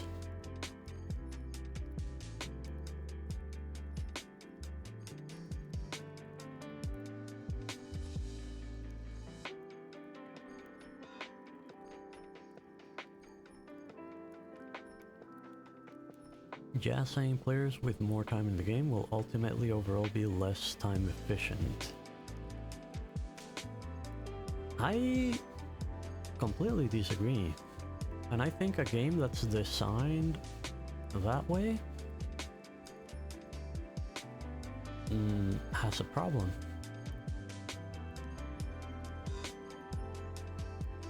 Because then what is the incentive of spending more time in the game?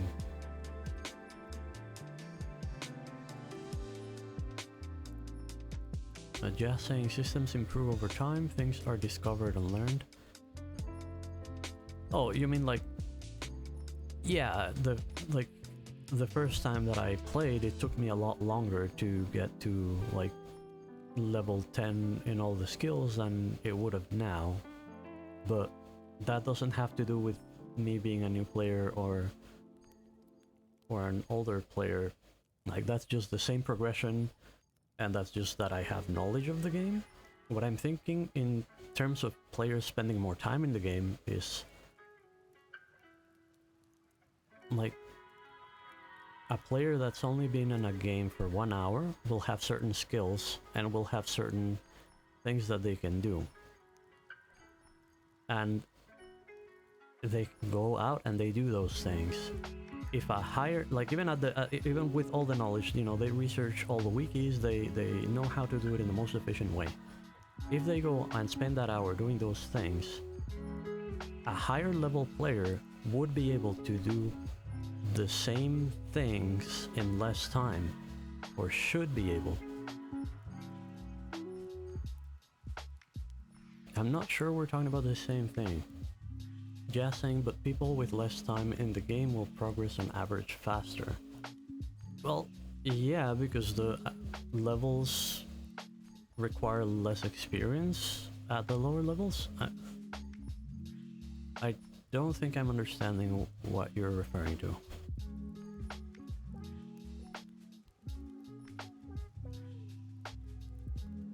There's multiple factors, okay?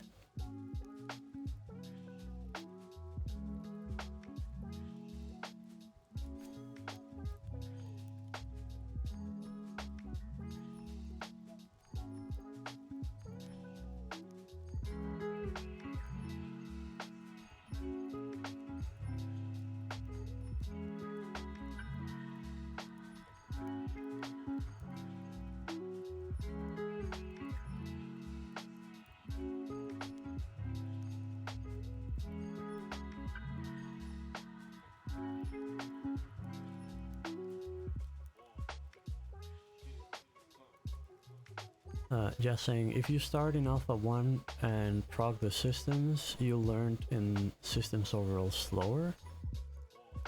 Because you're essentially running blind, so you haven't worked out or experimented to find efficient pathing methods, etc. Yeah, I agree. Someone who has spent less time in the game can come in a week later and adapt your knowledge and do things better and faster. Yeah, I don't disagree with that. And it iterates from there. But I still disagree that a lower level player would be more time efficient than a higher level player. Or that a player that spent less time in the game will be more time efficient than a player that spent... Wait, no, a player that has spent less time is more efficient than a player that spent more time. I disagree there.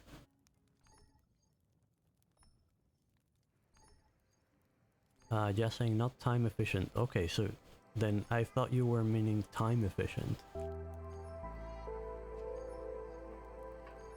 Oh wait, no, never mind. We're talking about value, I think? That the value of the time of a player related to each other. I still think the value of a higher level player is higher than the value of a lower level player. Or should be. If it isn't, then I think that's a design flaw.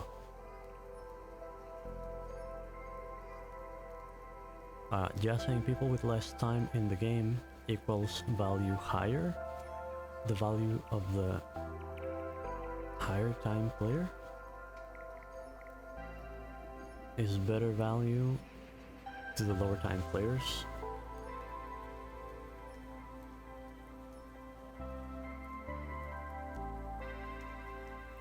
Because they can take the accumulated knowledge from the high time players to make their own time more efficient.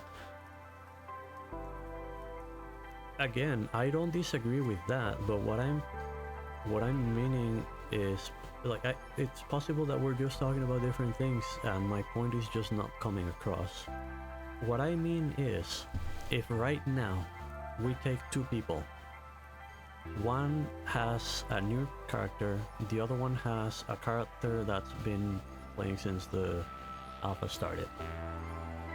The one that's playing since the alpha started, their time should be valued higher than the player that is just starting today. Even if the player that just started today knows how to do everything more efficiently, the player that is higher level should be able to do the same tasks for the same result in less time.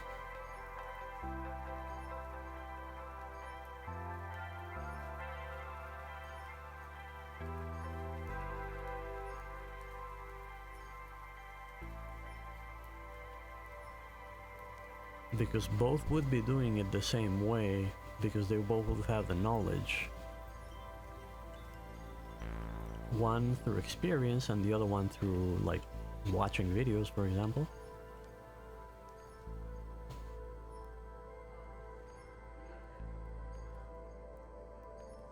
Yeah, just saying, but if they can make tools for the newer person, eventually it evens out. Yeah. But they still have to gain their levels and all that.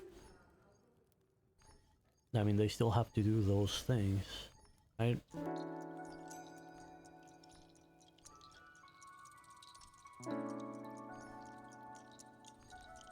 don't agree that the value becomes the same. I think that a new player will eventually reach the same point of a player that's been playing for a while, because you know that's how games work. You have a curve at the beginning and then it sort of plateaus.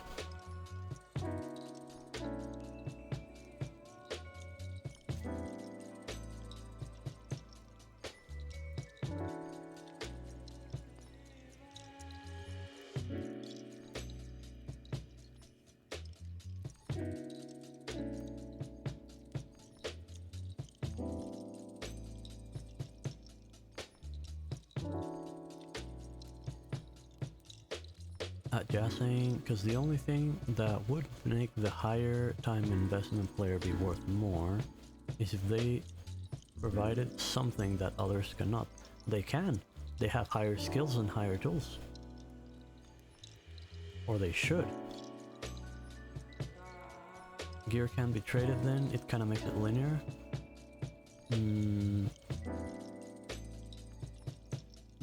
I mean, you still need to have a certain level to be able to equip a certain equipment.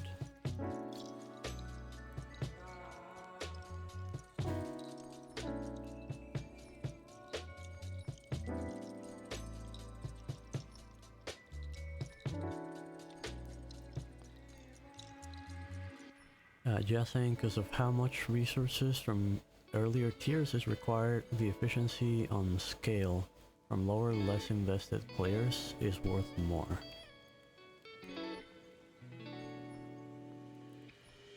Because you don't need T3 mats to make T1 stuff.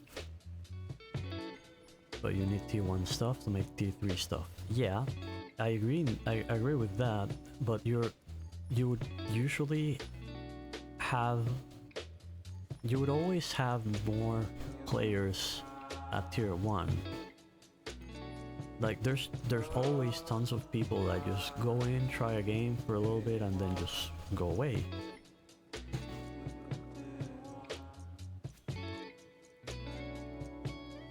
And ideally those people would, you know, go in and they would make things that they would be able to trade for hex coin with the higher tier players that need those things, and then they would use the hex coin to get equipment, have fun, or just do whatever it is that they're trying to do. And if they like the game, then they keep progressing. If they don't, they leave. But there's always going to be a larger, or there always should be a larger volume of lower level players. Just saying, I don't know, I feel like right now I spent 10 hours making only planks. I'd be worth more than someone level 30 in everything in 10 hours. With the exception of if they can make 10 times 5 codexes for a claim. I'm not sure I understand what you mean. Like, if you mean that you spent 10 hours making only planks, and that you feel that your time should have been worth more being a higher level, that's something that I would agree with, which was, yeah.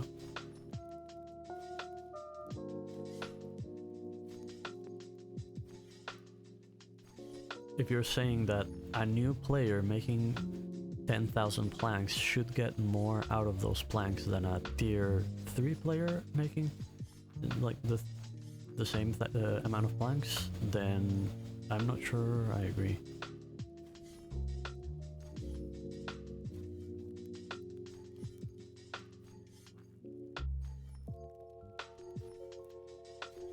In 10 hours of planks only, I feel like it's worth more than someone spending 10 hours unlocking different tools and all that. I mean, but the thing is, a new player would not necessarily sit there and do all those planks.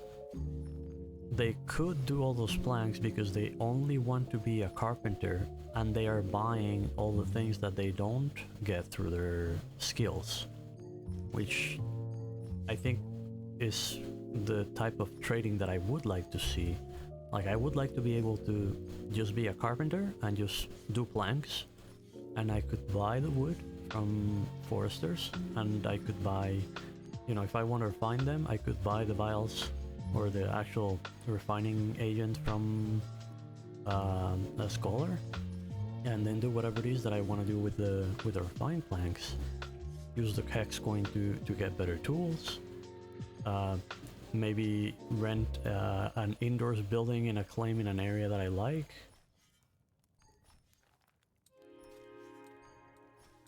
Just saying, some of them do, some of them don't buy anything and just fish, but that's not playing for progression, that's playing for second monitor content.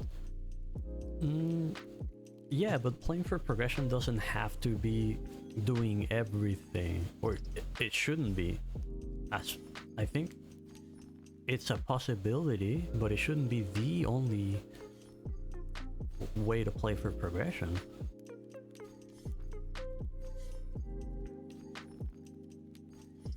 If that feels like it's the only way to play for progression, then the system's probably not well designed. Just saying, I mean that there are some people that play just max one skill. Yeah, exactly, and they should be able to. But some people just play to have something running on the side while they're doing something else. Yeah, and that feels like a valid way to play a game as well.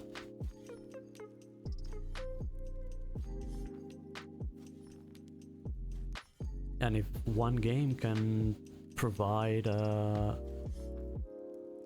way or an environment for those two different types of gameplay to coexist, then that feels like it would be good design. Just saying, which isn't playing for progression, it's basically just ambient noise in video game form.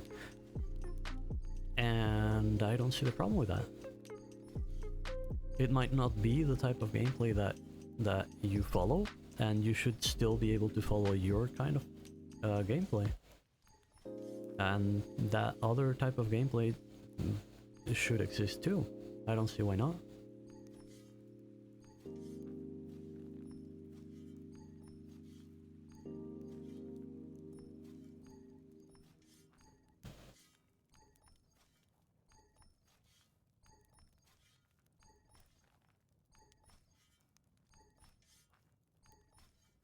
Like, my ideal for these tests would have been being able to just work on foraging, forestry, mining, and masonry, so that I could use these 3 skills to clear out the environment, and this skill to make pebbles, to make roads. Because on the pre-test stream, they mentioned that the roads would now give you some bonuses, so you know, that's what I thought I would do, and that was like trying to hyper specialize in those things. It didn't have that benefit, so I just ended up diversifying, but I do like the specialization path. Just saying, I mean, you were talking about the value of someone spending a lot of time in the game being worth more than someone with much less, with the assumption that they'd be able to perform tasks faster. But that would have to assume that everyone is playing the same way too. Not really, but somebody that spent a lot of time fishing should get more value for their time than someone that's just started to play. Even if that's if the person that spent their time fishing like on another screen is just, you know, sitting there and eating every now and then and just gathering the fish and doing their thing with it, that time and that time invested in leveling should be worth more than what a new player can do with the same 1 hour of gameplay. Even when the new player is going to be running all over the place and doing things and experiencing all these different things, it's a different experience. It's a fun experience, but the, like, let's say tier 6 fisherman that's just sitting there for hours on end fishing and processing fish should be able to make more hex coin than the tier 1 player that just joined this week.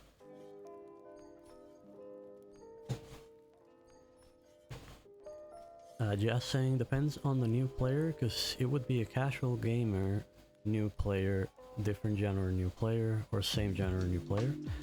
I mean, yeah, but you cannot compare the, like, you can compare them between new players the same way a casual player that's tier 6 would generate different resources or different value than another player that's doing something more active, like actively trading things or actively transporting things. Like those activities should definitely be more valuable. And if you're comparing new players with new players, you should only compare new players with new players, and then definitely a new player that just sits by the edge of the water and is just like casually playing probably should generate less value than a player that's running around doing different things. And eventually maybe that becomes true. I don't know.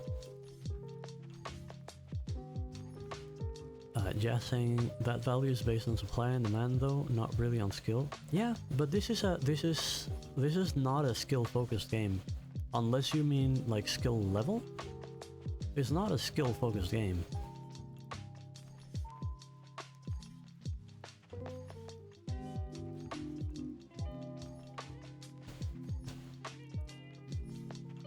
Like there's no better tier 6 fishermen or worse tier 6 fishermen. If they all, like if two players have the same equipment and use the same food, they will get the same result, regardless of like how they reached that point.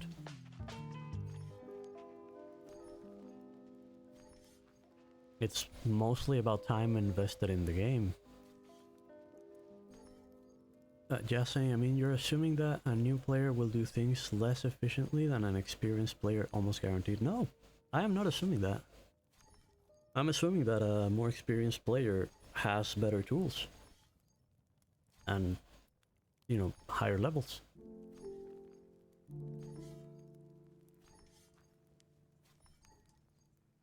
I'm not going about efficiency. Like, when we were talking about efficiency, I use the example of two players with the exact same knowledge, and one of them is just going into the game and the other one has been played for many weeks. If they are both doing the same task, it won't be the same time efficiency for both. The higher level player will be more efficient solely based on the in-game items and levels that they have earned through that time that they've played.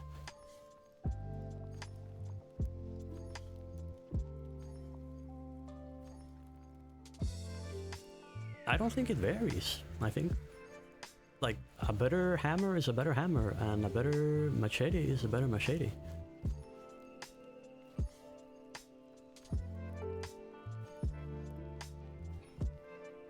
Just saying, because if they're only making planks, then it wouldn't matter. Of course it does, because you, like, right now, like, let's say I'm wearing not gathering, but crafting equipment that gives me a 17% bonus. That's going to make me make the planks faster than a character that doesn't have that bonus. And in the same way, my having, let's see, a saw that is at 22 saw power is going to make me do it faster than, like, it's just things that you get as you spend time in the game will make the game, will make you do the same activities faster. And I think that's the way it has to be. If anything, I don't think that the difference between tiers is big enough.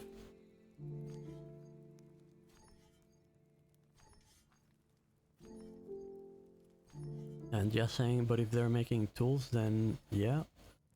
I'm not sure what you mean with that. And it's not noticeable. It is there. You will see it once you get to the higher tiers, and you see like tasks that are between 10,000 and 100,000 effort. Then it makes a big difference, but not as big as it should.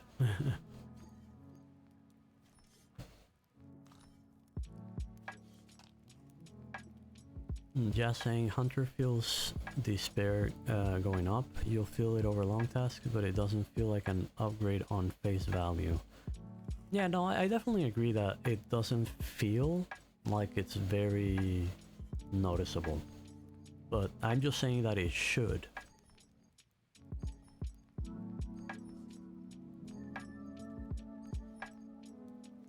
Which is why, again, I think that if you value the same hour from a player that spent more time, it should be valued higher. Just saying, if you understand how numbers work, then long term is nuts, but it's not immediately satisfying. I mean, they can just scale the numbers so it's the same, but it's just a bigger number. No, I understand. I understand the way that the scaling right now works with the funnel up system and with the how much more things take at higher tiers. It is insane. It is nuts. And you know, that will need to be balanced, and that's something that will probably not be able to be balanced until the tests last for longer.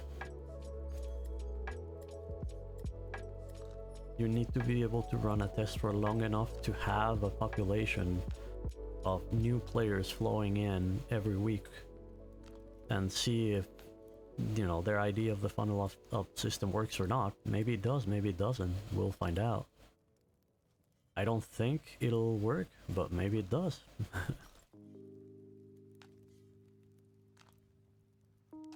Just saying, I mean, stacking the food and gear with tools makes it multiplicative and more noticeable. Yeah, but I also don't fully think that's the best way to go, because then they are assuming that every player will have the best equipment possible and the best food possible for what for the task that they're doing at all times. And I don't think that should be the baseline. I think the baseline should be lower than that. I think the people that have those bonuses should see a true benefit, and it doesn't feel like a true benefit right now. Just saying, I think food should give combat bonuses and movement bonus and HP stam regen. They do.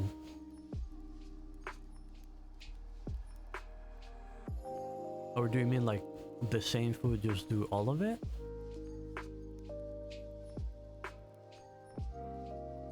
And just saying, I feel like the gear should affect gathering and processing more. Yeah, I agree. Just saying, I don't think food should give crafting and gathering bonus. Makes gear less important. I don't think that it makes gear feel less important. I always switch between the crafting gear and the gathering gear depending on what I'm doing. Right now it's annoying to do, but you know, it's the difference between 26% or like 9%, and that's based on just my food. I do think there's still a lot of balancing to be done in that regard, but I like that there are different ways to increase it. I just think that each way to increase it should increase it more than it does.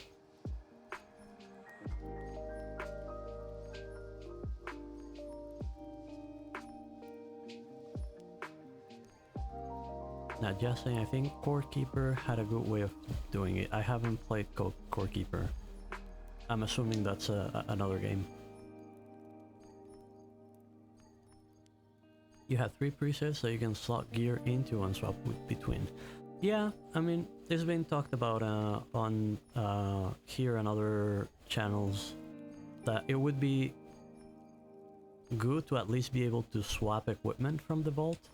The magic button that I would really like to see, but then maybe that's too much, is no, here. Having 3 buttons here: gathering, crafting, combat, maybe traveling. And if you click on each one of them, then the game could just pull the equipment pieces from your vault that give the highest bonus available to each part of your body. And then, yeah, you could easily swap between them. Right now, it's a pain to swap between them, so a lot of people don't usually wear the right equipment for the right task, I think. And then that just makes the tools feel even less noticeable each step up.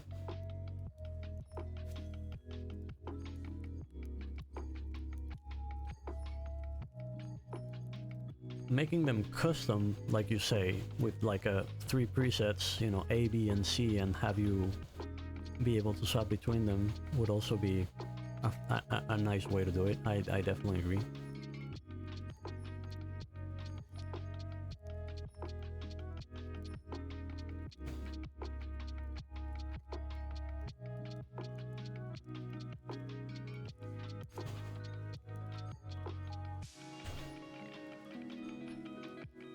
Just saying adding equipment to Vault is already... Yeah, no, it is. And it is what I use.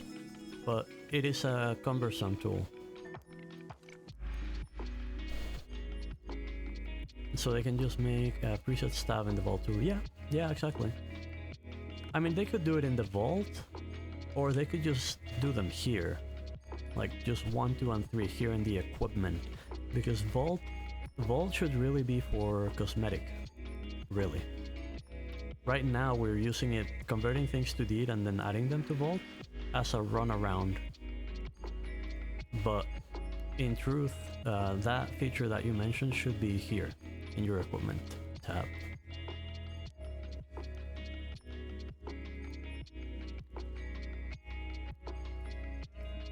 And yeah, making the Vault an armory would be nice too. So you can have different weapons, and depending on who you're hanging out with, maybe you choose a different one. Just saying, I don't know if they want to add durability to gear later on. I hope they don't, because it's getting tiring in games. Yeah, I don't think they are decided on that yet. I also hope that they don't, because I agree. That's just one more micromanagement element to the game. And it's not really a fun one. Like, I can understand that it changes a permanent item to a semi-consumable. But yeah, not a fan. Like, if that's what they want to... Like, if the problem is that you're having a surplus of the materials that you use to make this, it's better to just find other things to do with that material. Just adding durability to the equipment so that, you know, tailors can sell more cloth feels like a wasted opportunity, where you could be making decorations or furniture or other things, or just like fun consumables even, that you just create more sinks for it instead of just adding an extra hurdle to one of the more important elements of gameplay, which is your equipment.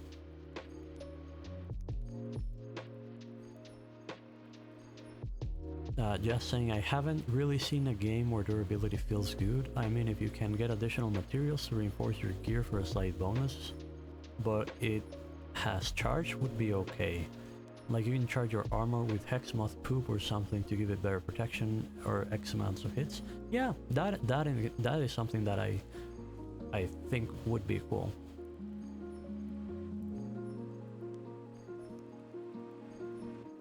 Because then it's not punishing people for not participating, it's rewarding people who participate in that mechanic.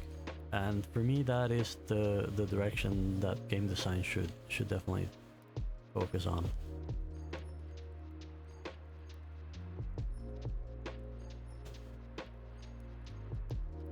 Just saying, I'm just tired of the, oh, you're zero durability, guess your gear is broken or destroyed now. Yeah, I completely agree.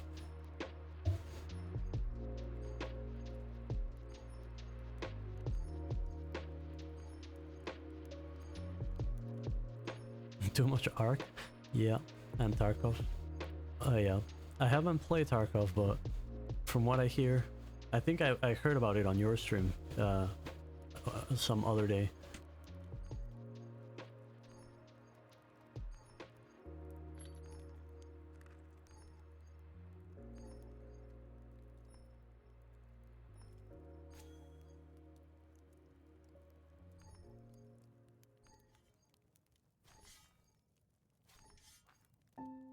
Just saying, your gun durability goes down as you fire it, and the lower it goes, the more likely your gun jams or malfunctions. That is just trolling your players. I mean, it takes a certain degree of masochism to play a game like that. I wouldn't.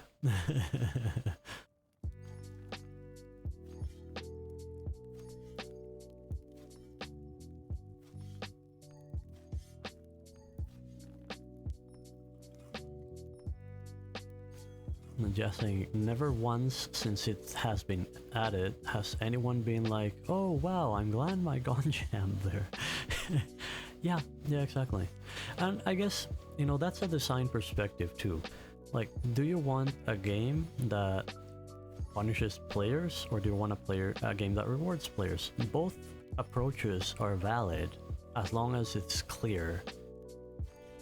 Yeah, they want to call it realism. They will put whatever label they want, but it's easy. It's just punishing. They like the game to be punishing, and it is a type of game that some people enjoy. And it's like there are sadistic developers that enjoy making people suffer, and there are masochistic people that enjoy suffering, and there's always going to be, you know, a place for that. What I enjoy more is games that will reward you for doing additional things or extra things instead of punishing you for not doing all the little things. Just saying, but the AI teleports through doors and you rub Vaseline on your lips and it's a 6-minute painkiller. The creator of the game said that Tarkov isn't supposed to be fun. There you go. Then I guess they succeeded.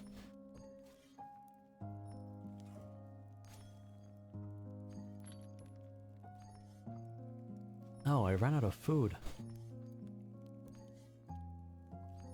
I'm gonna have to go back to town.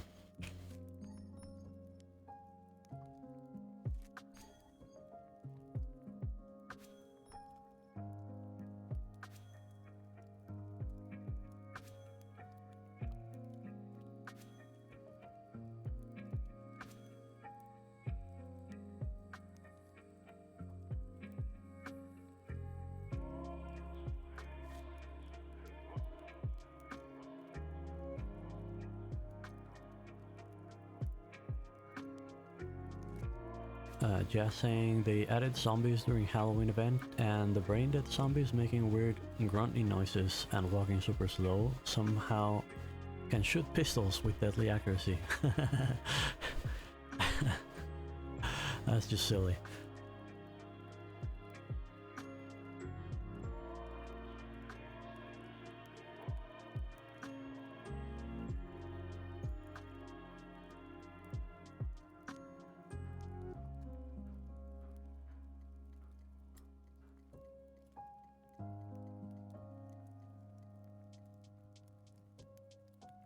Should probably do one more trip for Gypsite.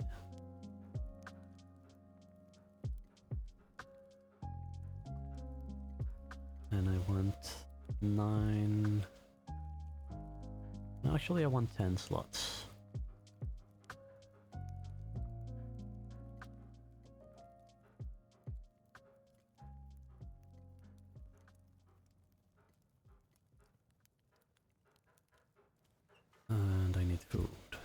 There we go. Let's go this way. Just saying, just flailing their arms around holding a gun, 9 out of 10, the shots will hit you from 100 meters plus away. If you got hit by their bullet, it was a guaranteed heavy bleed.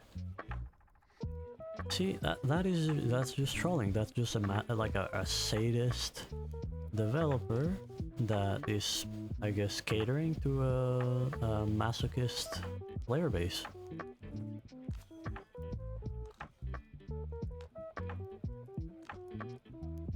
Which is fine. I mean, as long as people, I guess, enjoy themselves, because I'm not sure, like you said, I'm not sure fun would be the word that I would use for it. Maybe players just go back to it because they think it's funny or entertaining.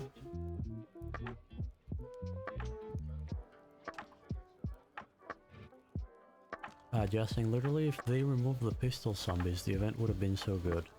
I mean, the game is brutal, but I only play duos with a friend in PvE mode. PvP mode is true toxicity. Oh, I can imagine.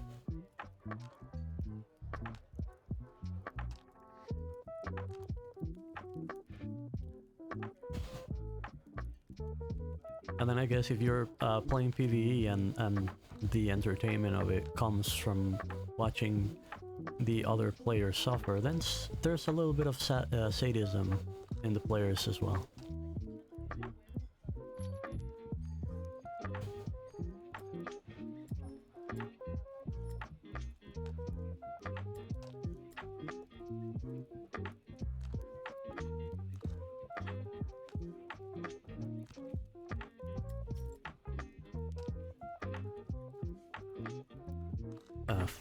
Just saying, fly hackers and VoIP spammers. PvP is like that dark place Mufasa told Simba not to go to.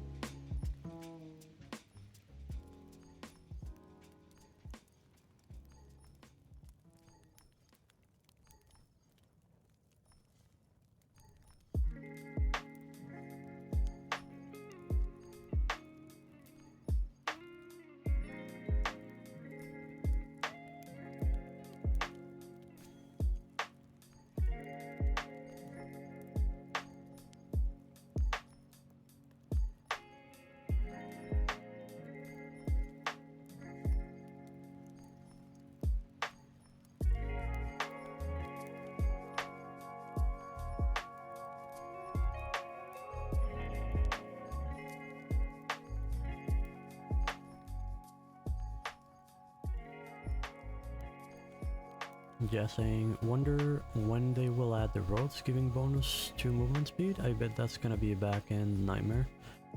They actually, at the beginning of the test, the roads had a bonus. It wasn't for speed, it was for stamina regen.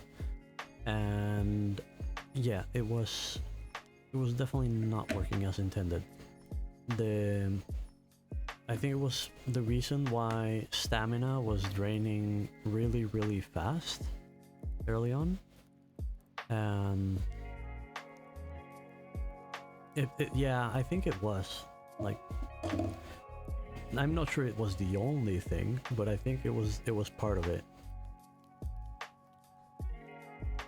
And I do really hope that at some point, even if they don't do additional like movement speed on foot, if they have just additional movement speed while pulling the cart, that's already like magic. Just saying, did they put on an aura on each road tile or something, like a bonfire with one tile range? I don't remember looking, because like it would have been here and I don't remember looking for that. It wouldn't necessarily, it wouldn't have to have been displayed, but I imagine that's probably how it was implemented. Because there is, well, no, there isn't anything that changes the rate at which your stamina is consumed. The only things that we have are things that affect how the stamina is regained. Is there... Yeah, we do have this. We have a sprint stamina drain. So this could be modified to, like, if you have a sprint stamina drain as this, I guess you could have a buff that does plus 0.1 or even plus 0.15 and then it just doesn't drain stamina. I don't know. Just saying, because you could just try to get some sort of detection going, where if you step on a road tile 5 times in a row, you get 10-second speed buff or something.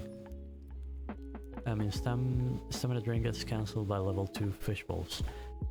Yeah, but I think that's also because maybe the original value they had set here was higher, maybe, because they had considered that the roads would I guess compensate for it, but that didn't work, and maybe they just lowered it to where right now it's just negligible. Because early on you would run out of stamina if you were running around and not eating. And even eating tier 1 food, sometimes you would run out of stamina. So maybe they just roll that whole thing back while they figure out how to implement it.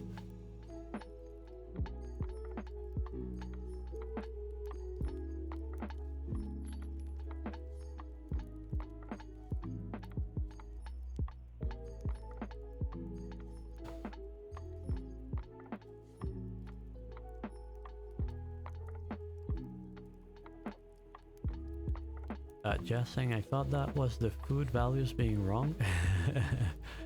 I don't know. I don't know which was the problem early on. I think it might have been the stamina drain. Because when I was standing, I think the food was okay. The problem was when I was running. The food was what was draining too fast was the satiation, and they did adjust that. Either they adjusted it or it was consuming more than it was meant to. Like, the tooltip says it's -1 every minute. I haven't timed it, but I believe it. Maybe if that's always been the intended rate, it was just doing it faster before. Or maybe it was doing it faster because of a bug, because of an interaction with something. I don't know.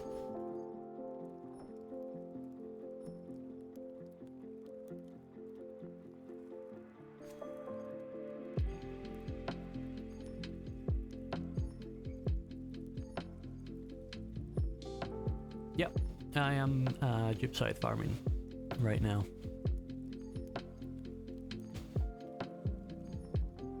I want to close up my...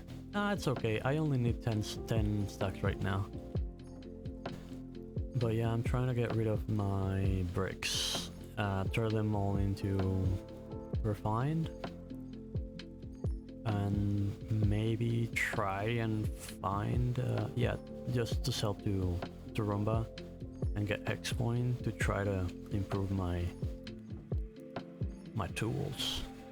Because I feel like I haven't done anything that is up to par with my levels for a long time. You're gonna make like 100 refined planks. Yeah, I actually want to change my trade style into a plank trade style. Just saying, I don't know if it's worth investing in a wagon or skiff. Both. Both.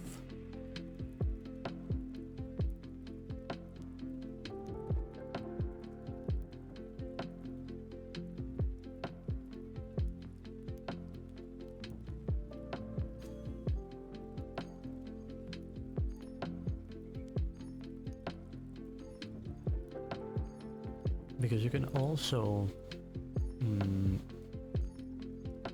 use your, like this, well, I guess the wagon has the same storage as the skiff. Maybe just that I like the skiff more than the wagon. I went for the skiff first, and I probably will get the wagon next. I don't feel like I'm in such a hurry to get the wagon.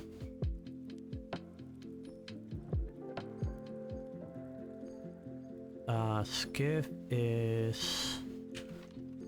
yeah, I think you're correct. The skiff is the 4 cargo, 24/4, and the wagon is probably 24/6.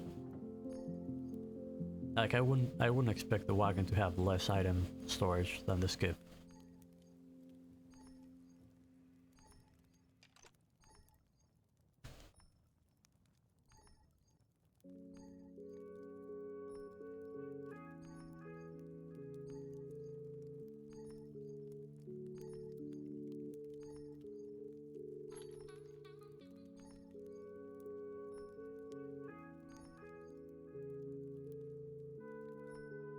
I think wagon's 12/6 according to Thorn, but I'd have to see for myself. Yeah, I mean, you really want the wagon for the cargo more than the items. Like the item slots are useful, especially when you're turning that cargo into items and crafting and doing all that, because sometimes you have some overflow. But yeah, I really only use the item slots on my cart for overflow when crafting.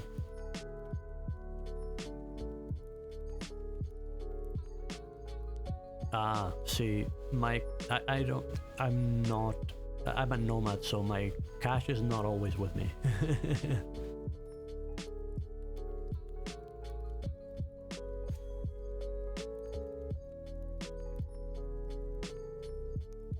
And my trade style is never with me. So yeah, for me that's the role that my cart fills.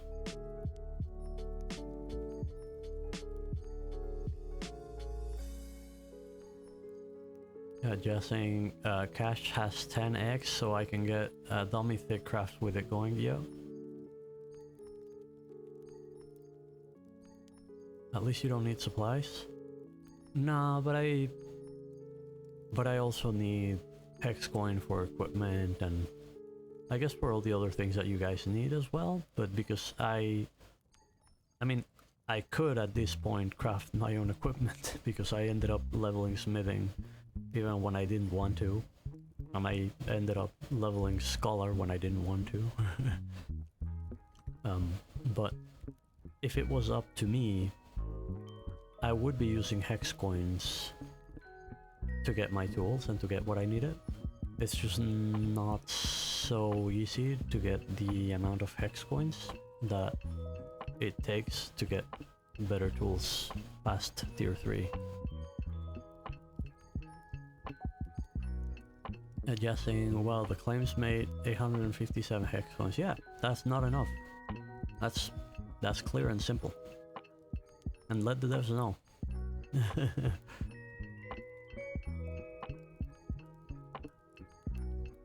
Because then it falls onto the player to be the source for hex coins for the claims, and then the claim isn't really another layer of gameplay. And they did mention, and I do think that they want to have claim be a different layer from player, in a way that a player can decide if they want to make a claim and work with what that involves, or if they just want to play on the player side. Which means that there should not be advantages and disadvantages to each side, but they should work independently almost. Yeah, saying it's made more hex coins than me right now. The claim is just nice if you like setting up stuff for efficiency. Mrs. was overwhelmed by the town because of the spacing out of the stations and all the trader stalls. Yeah, but you can also just find other people's claims that are nice and that you like to work in. Like, there's a bunch that I really like. Like, I really like the Mistake and Foothills because I really like the Pine Forest, and you know, I like how they have organized it. And I find myself using this one here, Shovel Sin City, for now I was making vials, but anything that's tier 1 or tier 2 that requires the passive crafting, these guys have just tons of them. And there are tons of smelters, tons of kilns and ovens and farms. So you can do a lot of things at the same time. And you know, yeah, you can get to choose. Hey Kaylin. Just saying, I don't like preloading, I like to earn my stuff, and that's why I don't really want to join a big claim, because the achievement feels diluted. I haven't joined any claims. I also like to earn my stuff. That's why I, you know, get my hex coin and I do my skills and I do my things and I buy my tools. Yes, is the one tile farm still 10x? Every player can always set up to 10 passive jobs in a passive station, but different passive stations have a different maximum jobs available. The 1 tile is 12, the 3 tiles is 30, the 5 tiles is 48. So if you only have 1 farmer, you only need 1 tile farms. If you have between 1 and 3 farmers, you need the 3 tiles. If you have 4 or more, then, you know, do the 5 or the 7.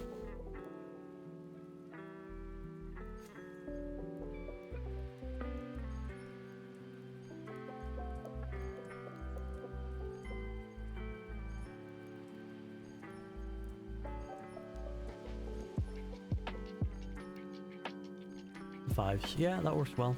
And just going back to that point, Jess, that you said you don't like freeloading, you don't want to join a big claim because the achievement feels diluted. That just reinforces what I want the devs to understand. The claim layer is not differentiated from the player layer. because you are considering that achievement as the same thing from your player progression and your claim progression, and I don't think it should be.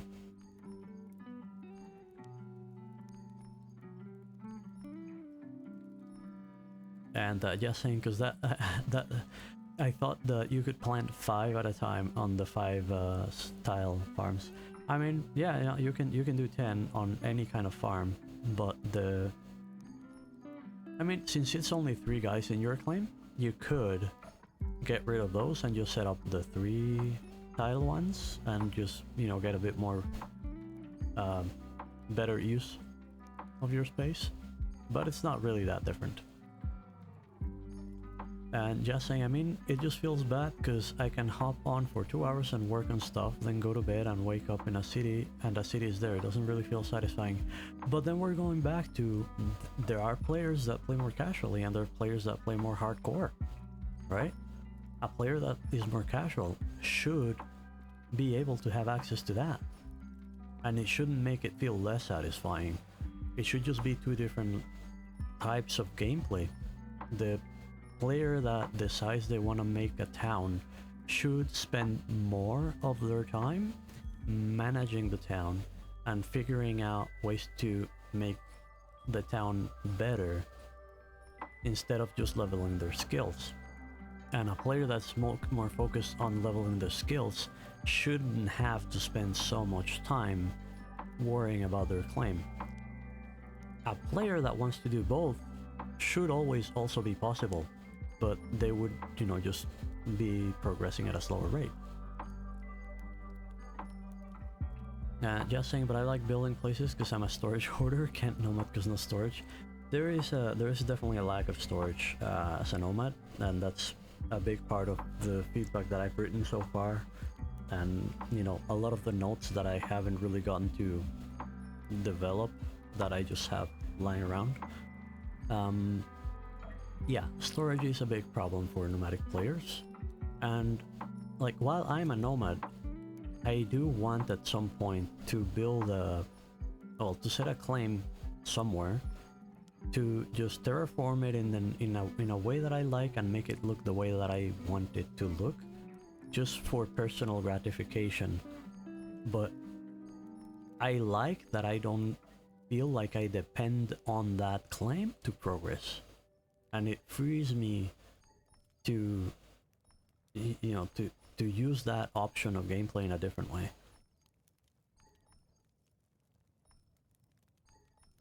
Just saying, cart into wagon into Winnebago? Yeah. Then a Winnebago that's pulled by a goat, that would be awesome.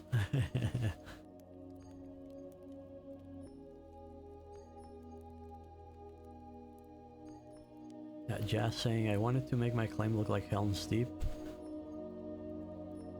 Yeah, yeah.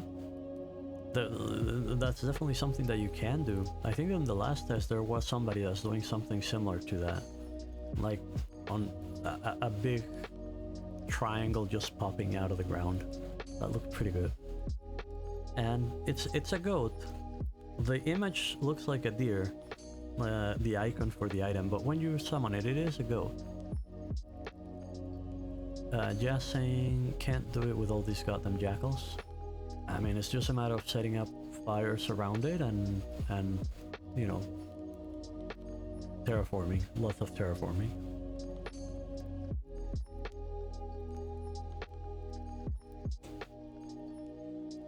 Yeah, just saying, I'm just glad our jackals on our island are all bugged now, so we can just harvest during the day peacefully. Yeah, that definitely makes it nicer. You can also take pictures with them.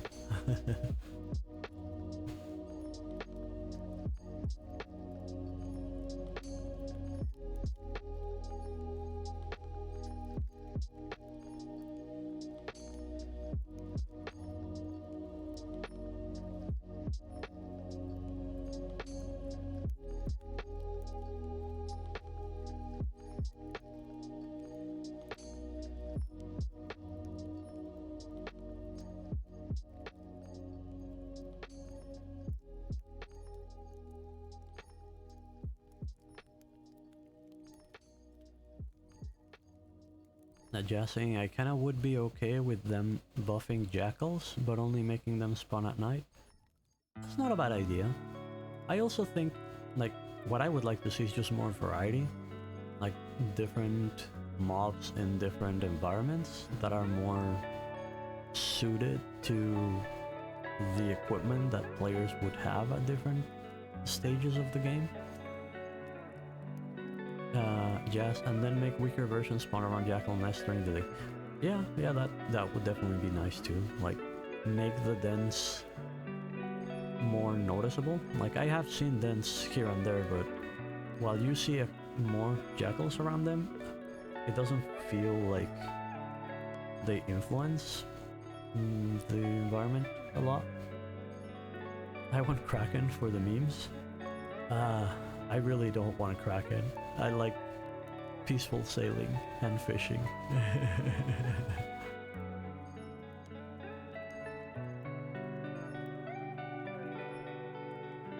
Like, you would not be able to defend yourself at sea, so that would really just be for the memes. That would just be a troll thing to do.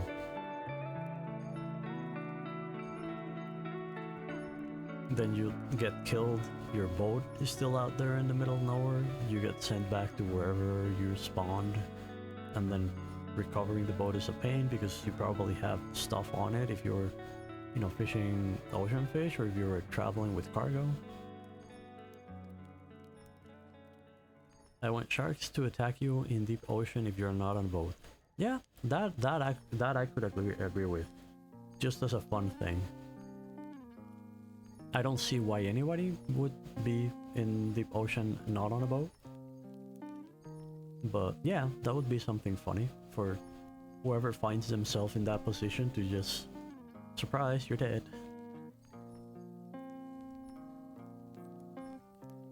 And piranhas can tickle you in rivers in some biomes. Maybe in the swamp is the only place where I could think about carnivorous fish. On the other hand, I would appreciate a game that doesn't give bad rep to animals that don't deserve it.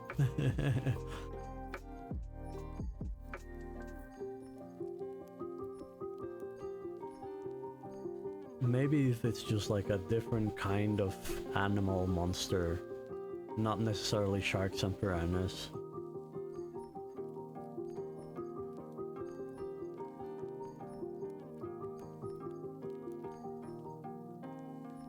I'm guessing I would also like them to add a unicorn, but there's only one spawn for the entire map. I mean, the spawn would need to move randomly. Yeah, exactly. Because otherwise it just becomes a campsite.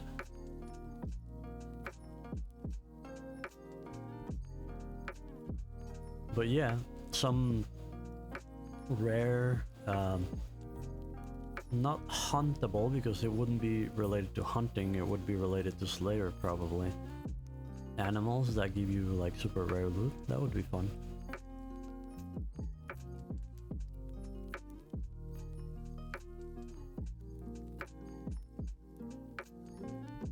Oh, you mean like you would just see it and you cannot actually do anything to it?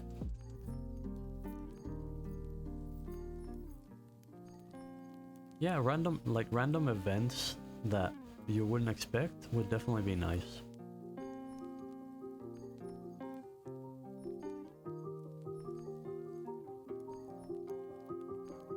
Probably something that just after the third time you see it, then you stop paying attention to it, so that would be kind of sad.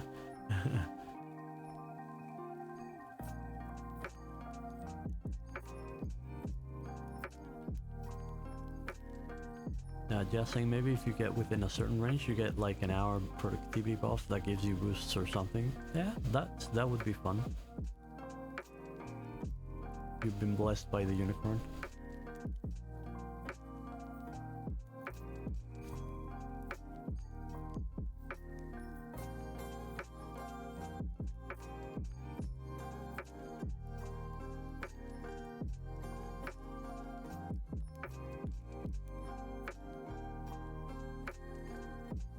Or add Bitcraft themed cryptids. Yeah. That would just come out at night, and then what if you're unlucky and you find them? You either have to fight them, or they just insta kill you. You unlock a skin piece for each one you discover, like a collectible. Collectibles are always fun.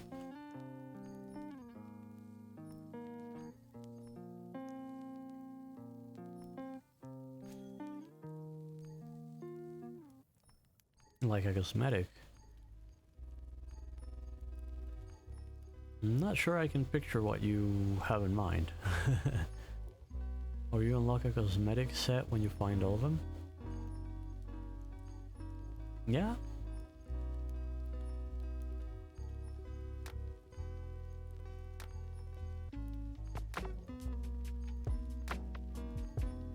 No idea what that cosmetic would look like, but I'm 100% sure that if it exists, people would go for it.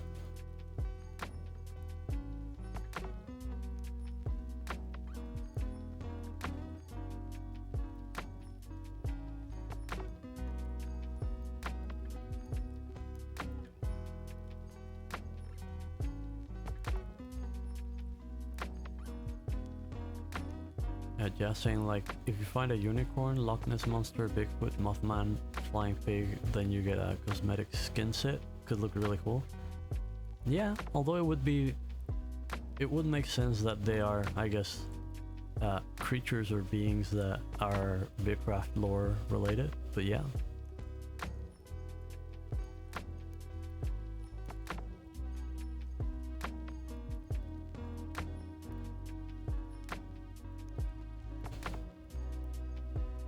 Yeah, exactly, Bitcraft versions.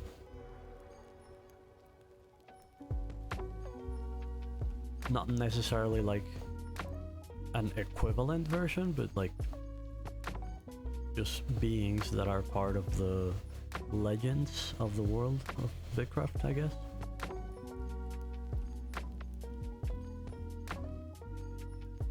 Just saying, kind of like how Minecraft has Herobrine. I never actually played Minecraft. Let me see who that is.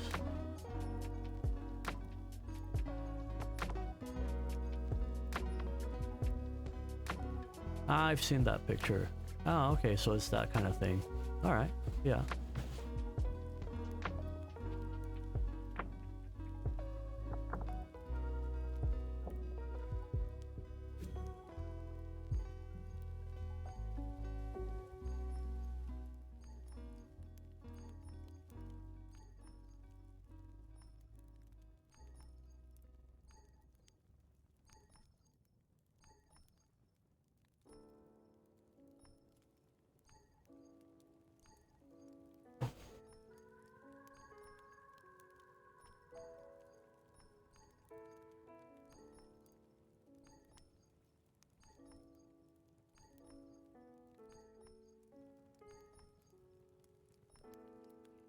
Just saying could have 3 of them for good and 3 of them for bad and fit it into the lore somehow. Yeah.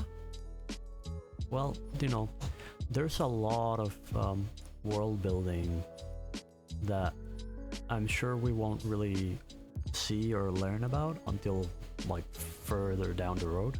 But that's definitely something that would be cool to be part of it.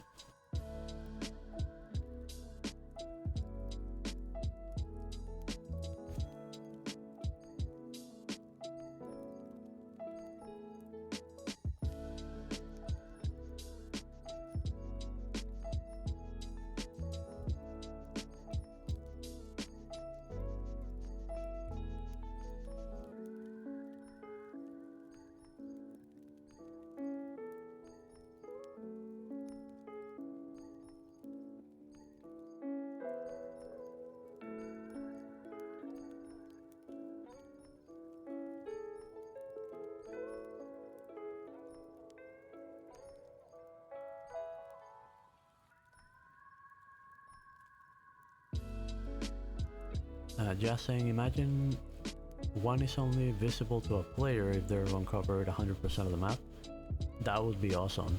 That would be like, already there should be an achievement for 100% of the map completion, and if that unlocks another possibility to discover, that would be really cool. Yeah, exactly. So you have to first clear the map, and then you are able to find, like, to run into it.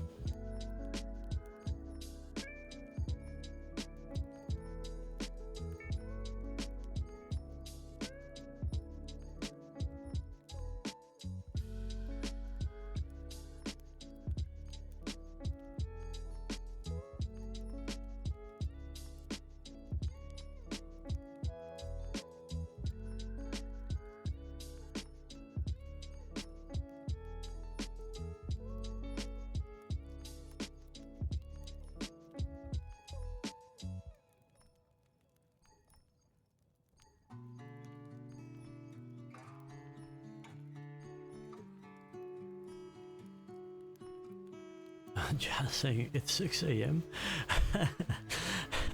So did you wake up really early, or are you going to bed really late? Yeah, if you haven't slept during the rest of the evening, it sounds like you should. I hope you get some good rest.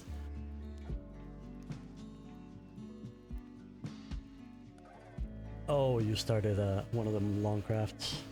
Yeah. At a certain point, you really need to accept that it makes no real difference if you finish the task today or if you finish the task tomorrow. Except if you finish the task today, you get to rest. So it's a tough lesson to learn.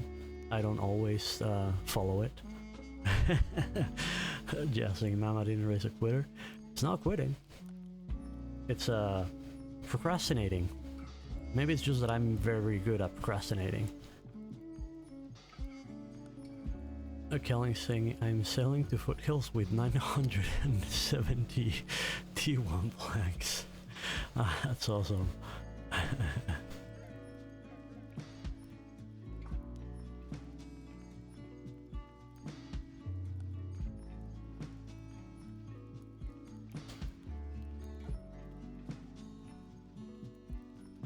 Just saying, do you guys sell your mats to other people? It depends. If I can, I do, and I always try to find, like, if it's something like that I have here, I'll try to see if there are trades for it. The problem is sometimes there are some things that are just not so easy to sell. Like, I posted a whole bunch of, not the deluxe, but the regular tier 4 fishing bowls on my market stall. And I don't think that any of them have sold the last time I checked.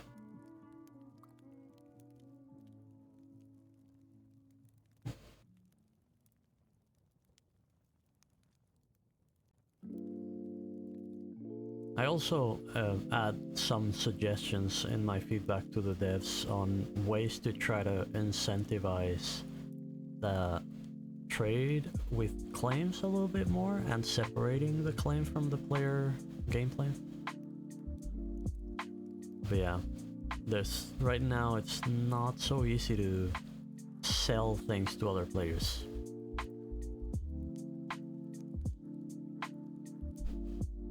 Justin, I mean, at least the styles stay for 24 hours after you log, so you can sell stuff while you're awake. 100%, 100%. Yeah. If they were still just going poof whenever I go to sleep, then that would be really. I mean, I do spend some time online, but you know, time zones and all that. Yeah. And we have the trade finder. I think that's the biggest improvement from last test.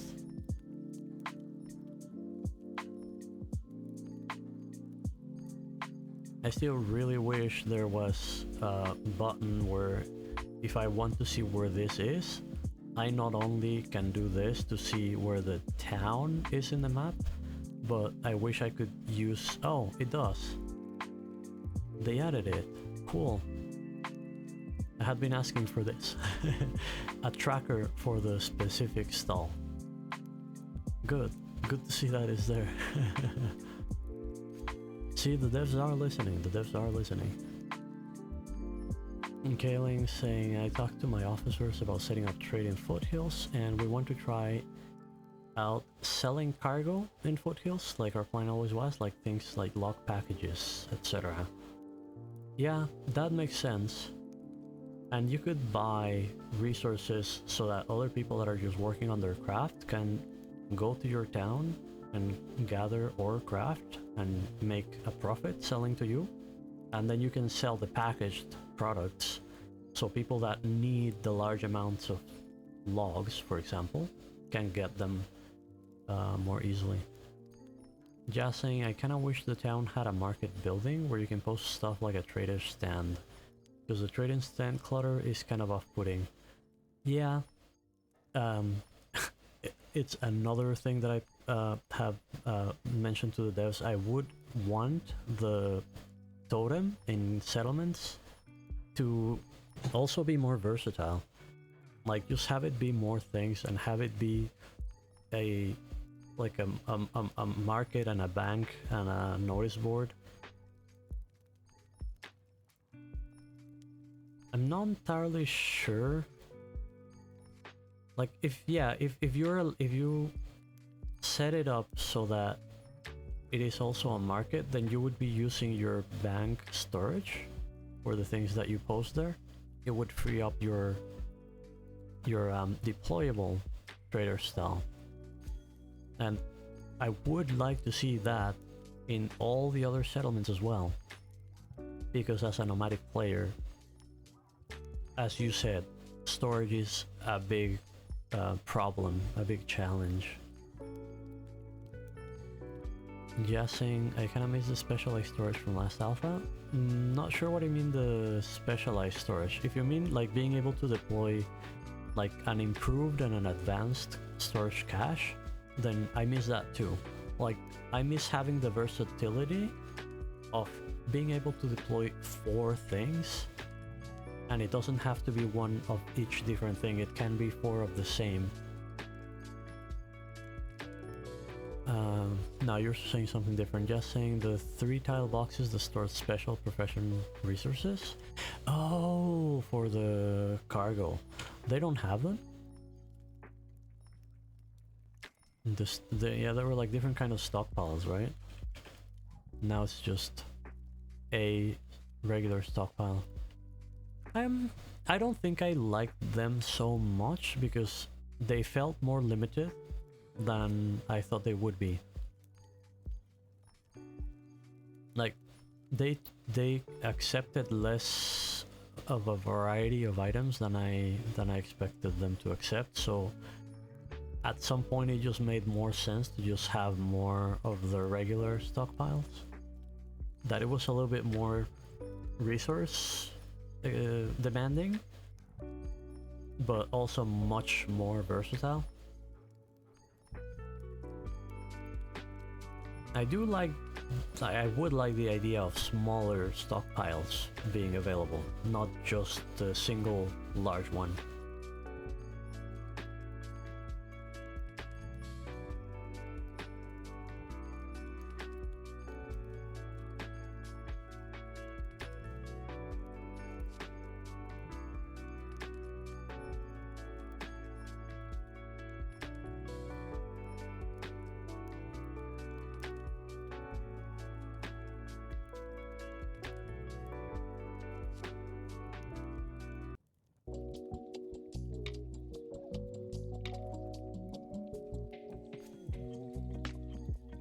Just saying, a small 1 or 2 tile stockpile that only holds 1 cargo.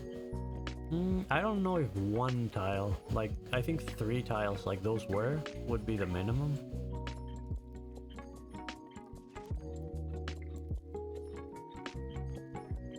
Because 1 tile is just a regular box.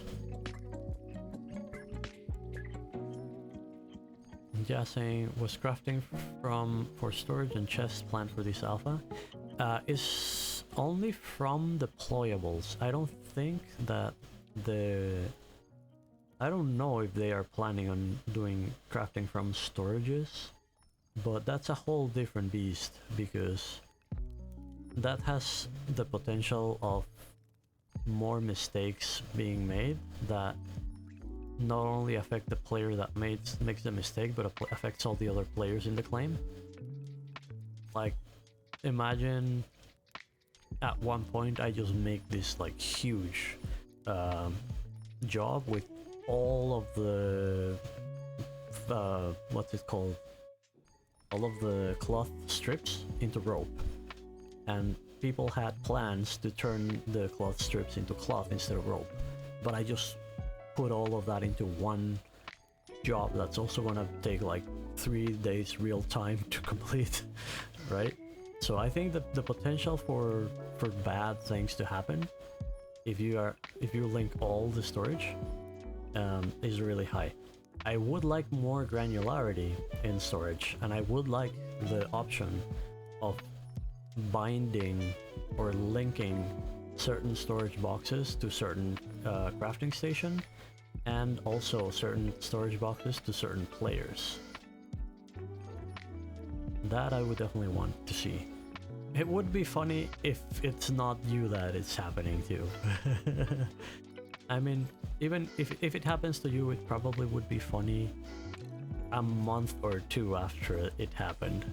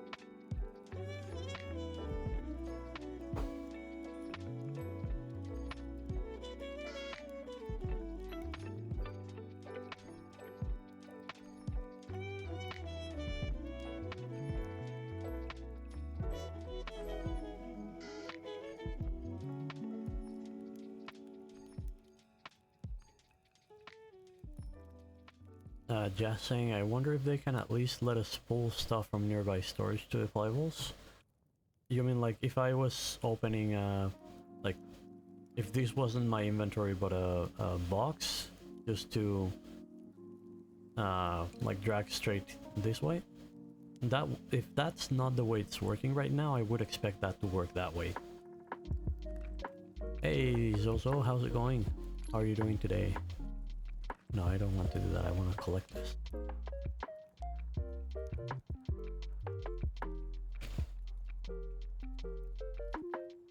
How was the... Yeah, I was gonna say, how was the sand gathering?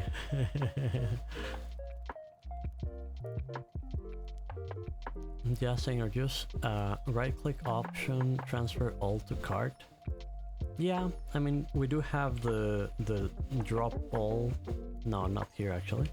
But there is a drop all and collect all from the playables. So maybe it would be nice to have that function to storage and from storage.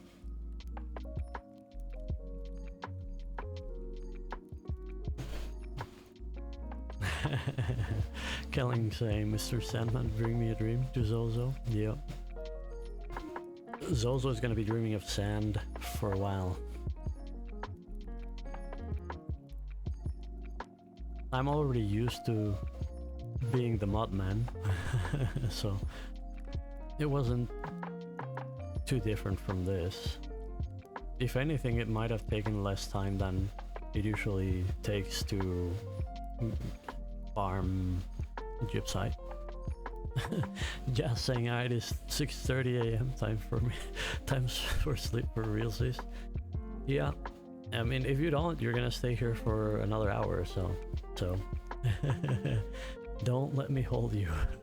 Get some rest. Don't make me ignore you. No, I don't think I would have it in me to ignore someone, even if it's for their own good. You started 250 bricks? Yeah, go to sleep. You will finish them tomorrow. There is no way you can do them right now. I mean, there is, but there's no healthy way you could do them right now.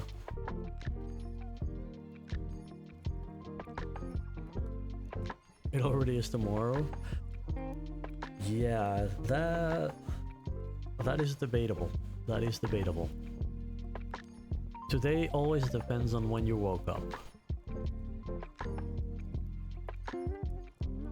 So it is still today in the same way that if you take a 4-hour nap, it becomes tomorrow, even if it's before midnight.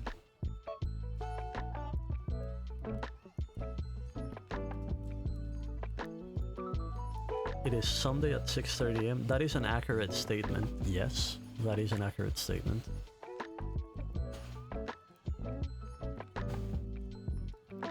Just saying, I woke up on Friday at 1:30 p.m. Help. Yeah, get some rest. You should definitely get some rest.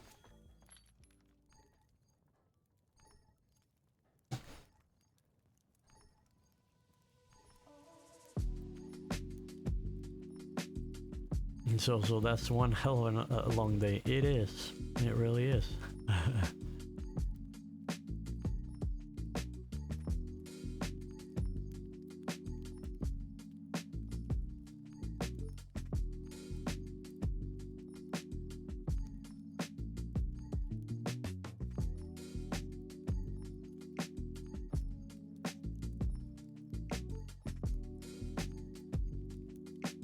Just saying, that's a short day, it's the weekend. I don't know that I agree. That's still long. I would say that still qualifies as a long day.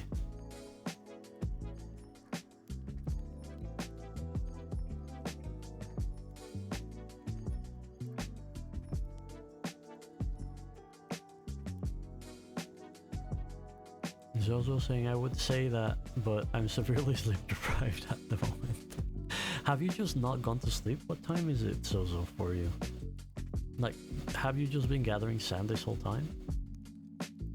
Just saying, long day equals I need energy drink or coffee. There comes a point where you just don't really even need an energy drink or coffee. It's just the adrenaline keeping you awake. So I don't accept that as a valid definition. Zozo saying I did, I'm trying to recover. Alright, so as long as you did sleep... No, wait, you did what? You did stay awake or you did sleep?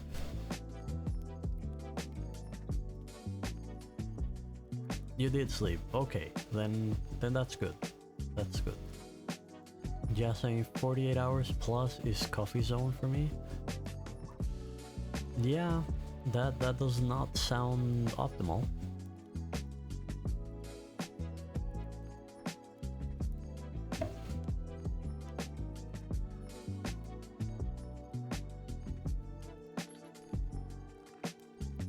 It's super optimal.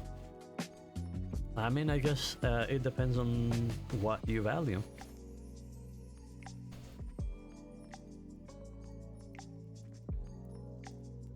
Just saying, I sleep for 24 hours after, then go again.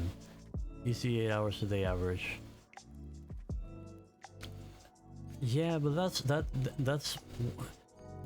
I don't know the word for the people that do statistics. Statisticians have made us think that those are good ways to measure things, but it's the same thing as if you eat 2 chickens and I don't eat a chicken, it means that on average we both ate a chicken, but I'm still hungry. The math isn't mathing. The average doesn't represent reality. The math is not mathing. What are you saying? The math is not mathing.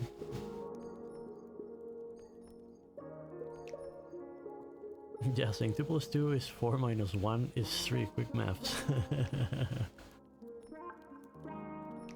See, you're already starting. Well, I say starting. You're already delusional. I wouldn't say starting to be.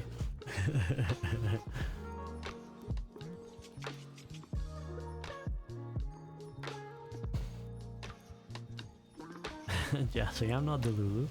See, that's exactly what a delusional person would say. Recording B-roll. It comes a point where you can probably loop it. Like, I can understand the value or the interest on getting, you know, a nice few minutes of your guy crafting like something specific, but at some point you kind of have enough, or more than you're probably gonna use. Guessing, honestly thinking of recording me fishing and setting that as my starting stream background. It's literally a minute of everything. Yeah, that sounds like a good idea.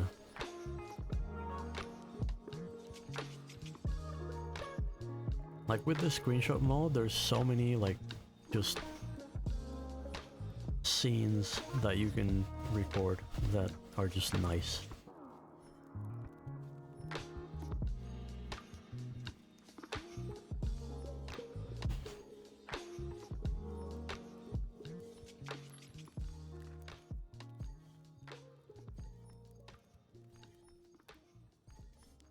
Oh, you can?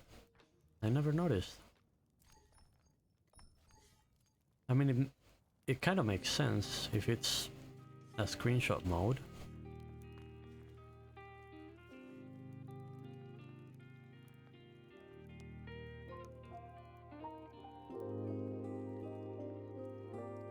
Nope. I always struggle with finding... No? Finding the right angle. But anyway, so shift. Oh yeah, and it does point to your cursor still, so it is also a good way to change the direction that your little guy is facing. Interesting.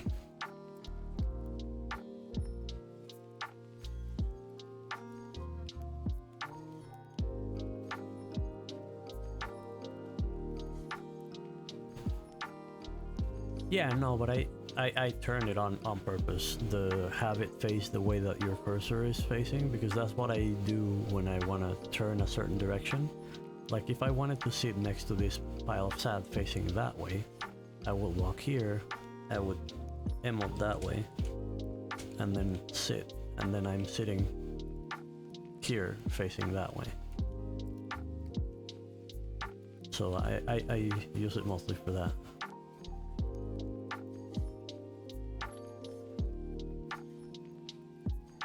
Of course, I wouldn't be sitting in front of sand facing at a tree.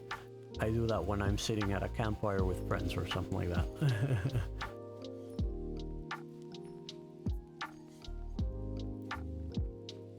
Just saying, I asked Blade if we can add a port starboard salute emote while we're on a raft, so we can... Yeah, I think I was watching your stream when that happened, and that would be super cool.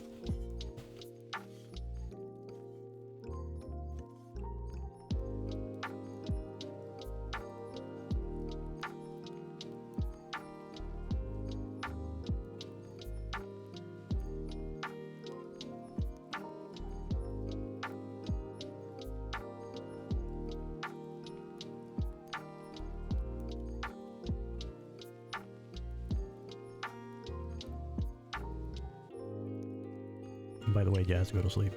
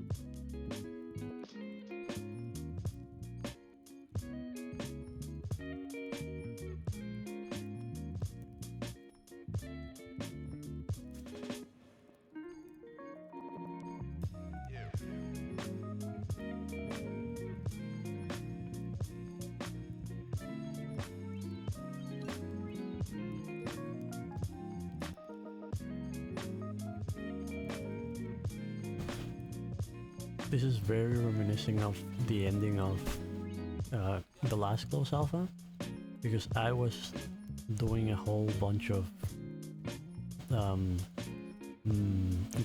gypsite farming to get the Brico coins, and I got my forging, I think, to top 7 in the leaderboards, basically just doing that.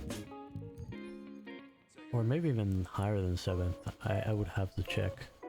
So how much do refined rough bricks go for? All of the refined things go for 125, which I don't think is intended, or maybe they just didn't think about it, because then that means the planks also go for 125. So, and that's part of why I am thinking of making, like, I'll just turn the rest of the bricks that I have into refined and then move on to planks. Yeah, it looks like refined planks right now is the way to go. I didn't really look at the values for the refined, I just assumed that the same difference between planks and the rest of the things would apply between the non-refined and the refined, but apparently they don't. And that looks more like someone overlooked that than it being something intentional. Alright, Jess, I hope that you are not hearing me say goodbye to you this time, and I hope that you do have a good night even if you don't hear this. And if you hear this, go get some sleep, man.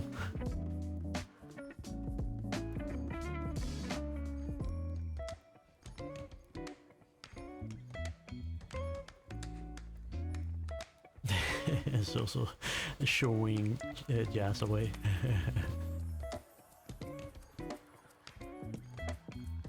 I mean, to be fair, I probably have... Oh wait, no. I could ban Jazz to kick him out of the stream, but that's not gonna kick him out of the game, which is where he is. And it's also not something that I would want to do. Okay, Alien Plank Challenge 2024. Let's see how many planks we can make. I mean, I still have like over 300 bricks to refine. I already gathered... I'm getting close to probably 200 gypsite right now. But yeah. I'm gonna take a while to jump onto the planks. I'll probably do bricks today, planks tomorrow. At least I'm gonna have some hex coin.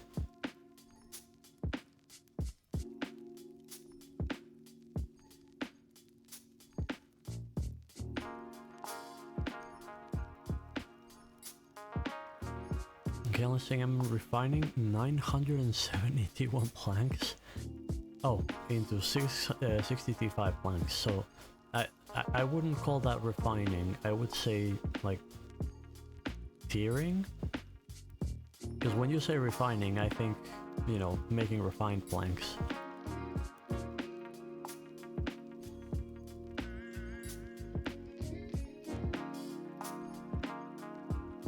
Where's the rest of the mod? I need more mod.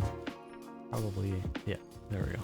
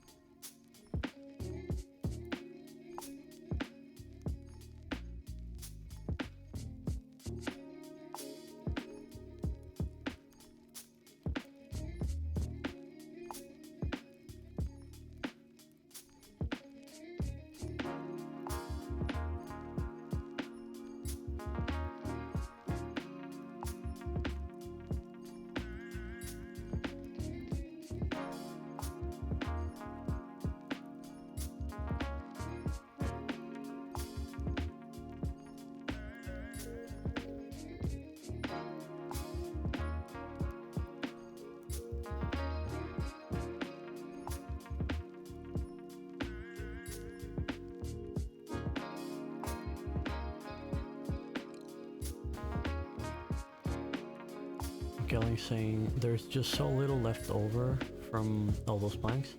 Yeah, the way things get compacted by the funnel system is crazy.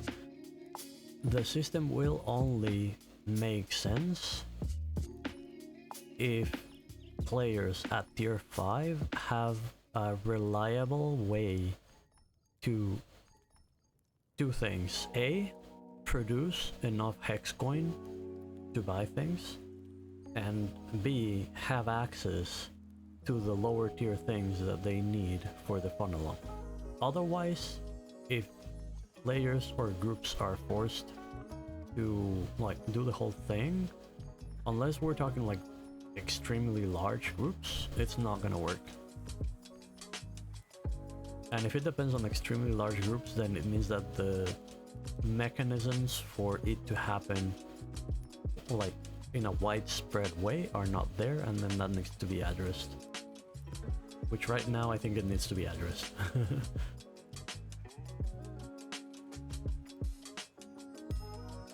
Like if people at higher tiers had...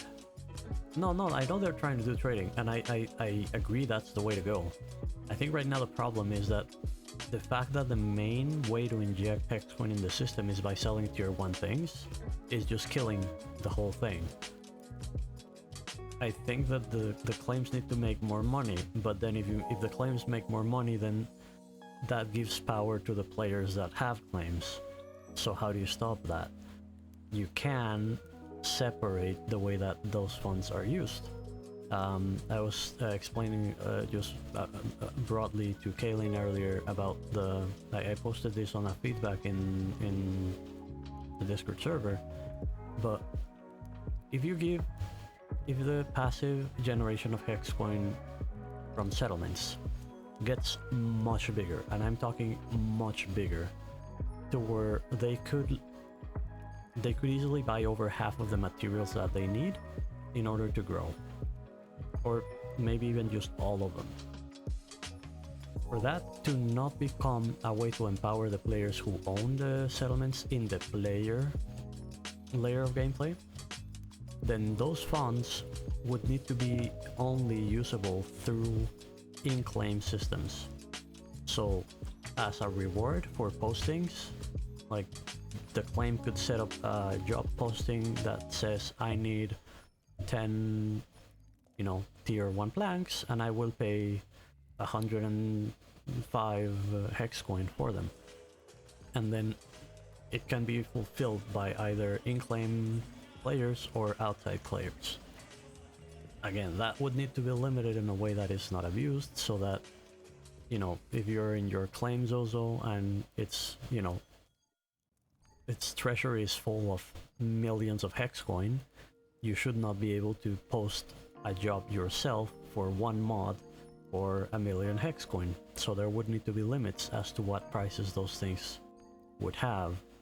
And again, I also go a little bit more deeper in like my brainstorming of it in that feedback post, but like there needs to be a way for the system to limit the price, the maximum price and minimum price at which you can place stuff. And that way you're forcing well, you're separating the claim from the player more, because the player, even if a player is a claim owner, they don't make hex coin from being a claim owner as a player. They make hex coin from being a claim owner as a claim owner, and that money is used for the claim only. Like those roles need to be fully separated. It also provides the injection or the influx of hex coin for trade to actually happen, for people to actually buy lower tier stuff in order to do the funnel up thing. Yeah, it's a really long topic. And if you ever wanna chat about it, I'm happy to just join VC, probably when it's not live on stream, because then it's probably gonna be a long rant. But yeah, I think the system works if the trade is there. The trade is not there, they are taking steps towards it. They are in the right direction. I think they're still far from the goal, but walking in the right direction. Yeah, maybe we could do a podcasting stream. Might actually not be a bad idea for when we have those long crafts. Yeah, that would not be a bad idea. Kind of like a roundtable podcast stream, yeah. But no, the fact that Kaling has decided that the best thing to do today was make 970 planks, because they need to turn them into 60 tier 5 planks, is not a fun gaming experience. It's not a good implemented system. A well implemented system.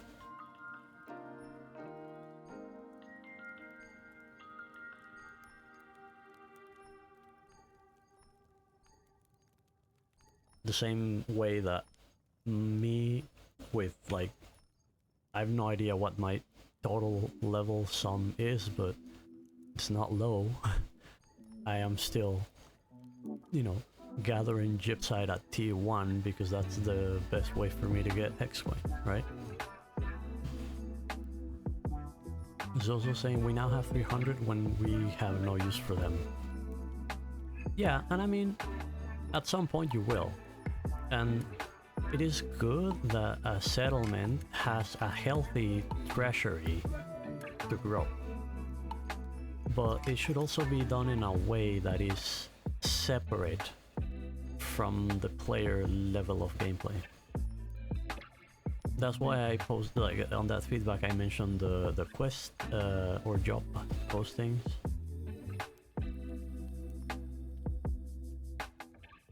Because then you could have a treasury where you can buy and sell things, and you can, the money that you buy it with and the money that you make is only for use within the claim, and it creates that sort of in-town economy, and more active claims would have a more healthy economy. I don't know, as I mentioned, it's a long topic. Zozo saying, I don't know who did that, but we ran out of tier 1 logs, I have to get more. Yeah, see, but why should it fall to you? Where if that is the state of the treasury in your claim, so to speak, you should be able to just post jobs, the jobs that are buying tier 1 logs, maybe at a little bit higher hex coin value, because you need those more right now. And then you wouldn't depend on you having to go get more, because other players might just go there and sell them. So I'm the claim treasurer at this point. Yeah, and honestly, that is definitely a role that should exist, but it, again, should be separate from what the player level of gameplay is. if your job is to be the claim treasurer, then it should be more an administration type job where you can review, identify, and communicate the things that you need and the plan to follow to get the things that you need in a way that the other people involved can, you know, act towards that more organically, instead of just, yeah, you're the treasurer, then that means that you're doing everything. I mean, you're not doing everything, because like people are doing, you know, things, but yeah.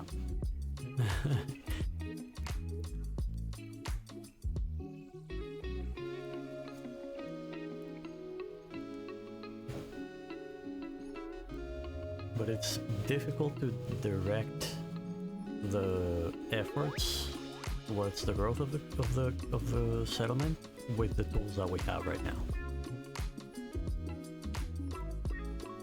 And I still don't feel that the distinction between settlement gameplay and individual gameplay is clear enough, is separated enough.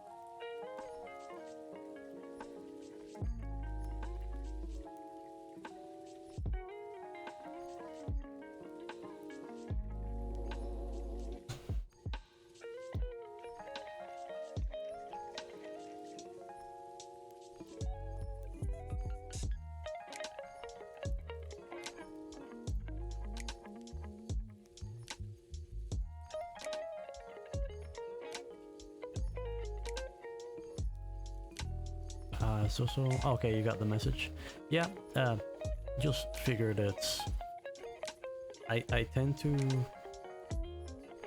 be able to put my thoughts into words better in a written form than a spoken form. So I figured, you know, if it was a topic that interested you, it was probably easier for you to just read it there.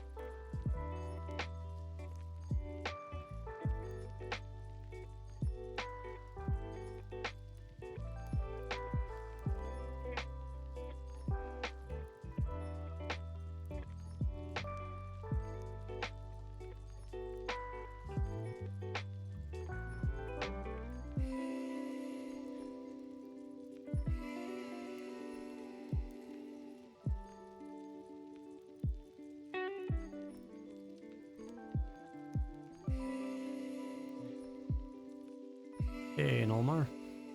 Nolmar saying, damn gone, are you money grinding with refined bricks? I mean, I had already about 300 and something bricks in there. So yeah, it feels bad to just rumble them as they are. Because, you know, I did pay at least 26 coins for each of them. So I do feel like I need to at least refine some to get more of my investment back. Because yeah, I'm gonna be switching to planks, having run the brick experiment for a couple of weeks. The next experiment is gonna be planks. My trade stall did not perform as I expected. I was expecting more people would buy the tier 1 bricks just because they are needed to make bigger buildings, but I guess, yeah, right now there's issues with trading and hex coin availability that prevented that from happening. And I just ended up becoming a place for people to drop their bricks for slightly higher than Rumba prices. Which I mean is fine. It's like I was willing to take that and then turn it into refined and then make profit through there, like through work. But I was kind of hoping that it would be a place for people to buy and sell, and it didn't happen. Let's see if with planks it works better. I'm still not sure if it will, but I'll try it. Nolmar saying, T3 bricks is the annoying part for me. T2 bricks is too little work to not go down on my own, to not do on my own. Only claim owners would ever buy bricks though. Not only claim owners, you also need the refined tier 2 bricks. But yeah, at that point you only need a few, so it's easy to just do it yourself. When you need multiples of is when you're building things for claim. It's also gonna keep looking for a gun when I get more bulk orders. I mean, in a way, if you're getting a bulk order like that, I've also been thinking that maybe vials are worth more than we initially imagined. Just because of the vial takes 10 minutes to cook. So that's 10 minutes that adds to, you know, whatever it is that you're going to be using them for. So yeah, maybe, I'm not sure if, yeah, maybe 20 is actually a good price for it, but if somebody's willing to just go out and buy them at 20, then it probably means that you could post them in your stall for 25. I don't know. maybe they won't sell at 25, but maybe they will. Or maybe someone will say, you know, I see that you have 2,000 vials on your stand and you're asking for 25. I'm willing to buy 1,000 if you give me a better price, right? Make a bargain for it. Nalmar saying, almost done with 1,000 plus ingots myself. Placed a bunch of braziers around my claim, so now it's safe harvesting at night. Very good, very good.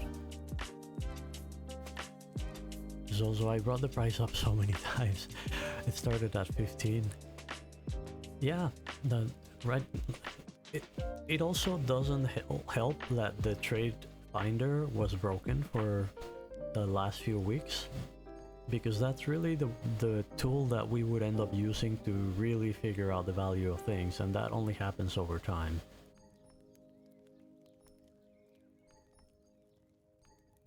Nolmar saying, come to the conclusion, ingots are slower than bricks. Really? Interesting. Because I kept hearing everyone saying that ingots were faster. Okay, so less work but slower. Interesting. Zozo saying, even when the trade finder was broken, I was making sales. Yeah. And the thing is, there's not always a need for refined things. Like, people will always want to improve their vehicles and their deployables, and that's kind of like a small amount of it. And then claims will always want to grow, but that's also something that doesn't happen very often, that you need the codexes. But it is something that there's always a need for it from one place or another. And people are lazy, and it kind of feels bothersome to just go gather some sand and pop it on a kiln, because it really is just doing that thing. You're not really able to do something alongside with it. Not really.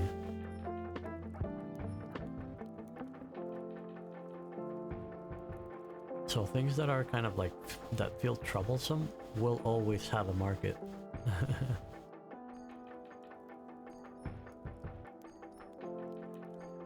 Yeah, Nolmar saying it worked as long as one copy pasted the string. I never thought about doing that, but probably that would limit the results that it was looking for initially. But like, that's not that it's working. It's not that it worked. It's just that you found a workaround. He's also saying, even like right now I'm sold out. I restocked some last night. Nolmar, what crashed the game was writing a single letter.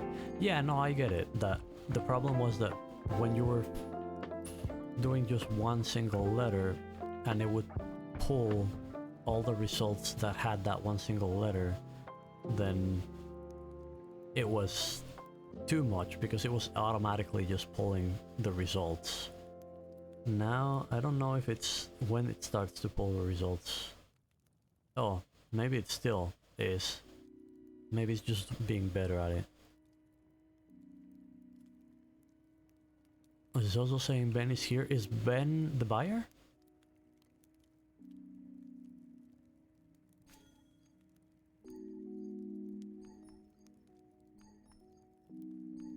The buyer, Ben the buyer. Alright, let me head over there. Are they setting up their stall?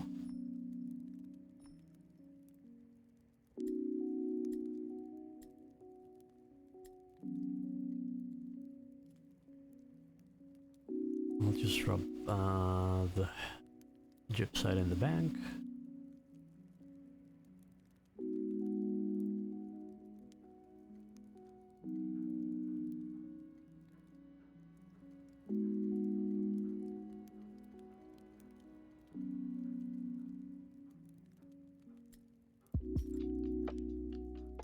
I can probably grab my fish later.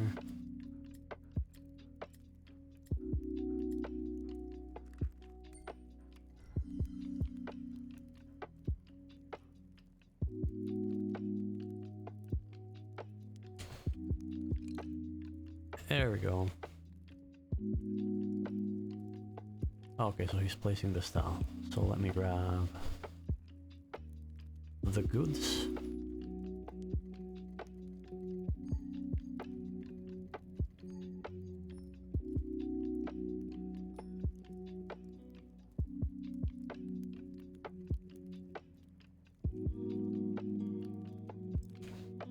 They're probably setting up the listing.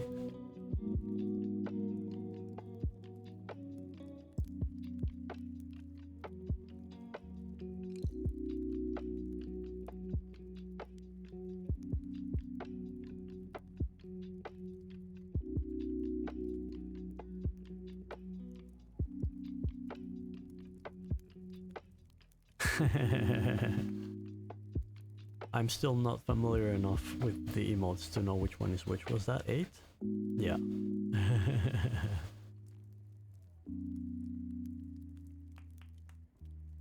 not sure what clapping is. Is it 6? Alright, I'm not as lost as I thought.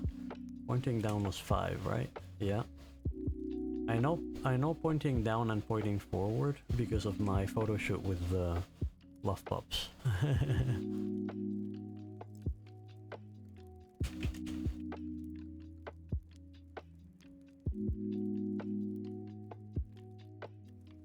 Norma saying, damn, searching hex almost crashed the game. Well, I just entered A earlier, and it took a while for the, like, this looked like it was not doing anything, but it was actually searching for that. Then I deleted it and closed it, and it was fine, but probably if I had let it go for a bit more, then it would have been a problem. Right, I gotta pop more. Oh no! I made a mistake. And this, my friends, is why you always have your card out when you're crafting. I forgot that I had a full inventory, and I grabbed some ball pearls that are now on the ground, which is sad. It's not the end of the world, but it's sad. Okay. Oh, they're doing it one by one, but they need to post the price at a different... Oh, no, I see. So they posted 1 for 20? Why don't they just post 10 for 200?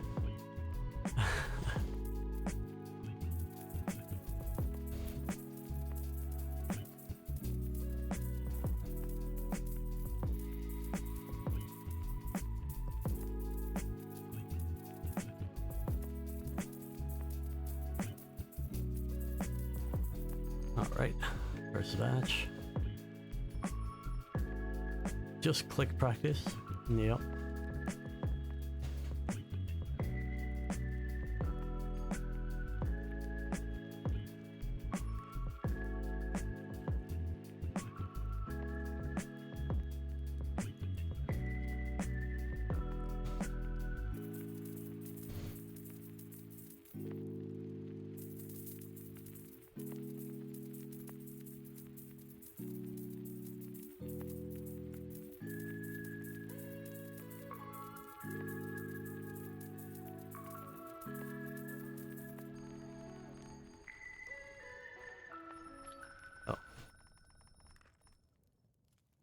And last batch.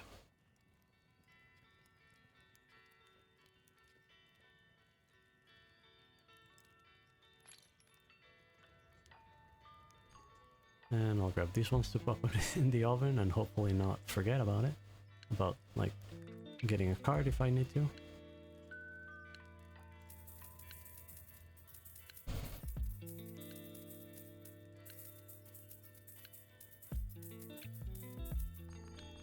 The number is going up on my screen. Yeah, when you stand close to your stall, you can actually see it go up.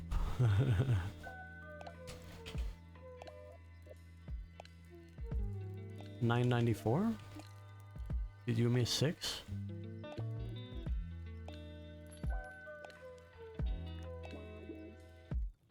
Or had you already traded them 6?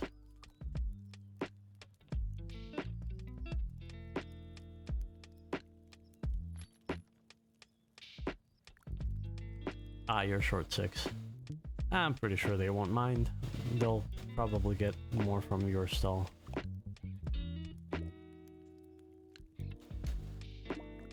Zozo saying, I didn't also expect my stall to be empty.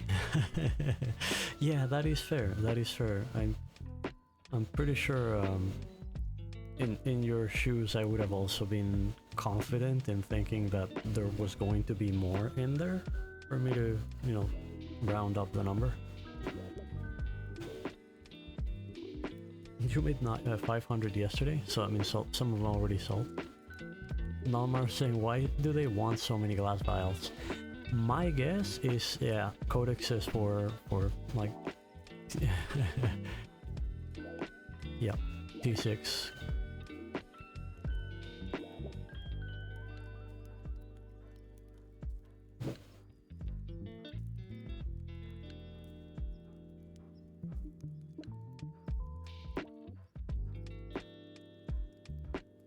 Because it's, you need 30, right, at tier 1, so that's times 2, tier 3, tier 4, tier 5, tier 6, that's 960, pretty much.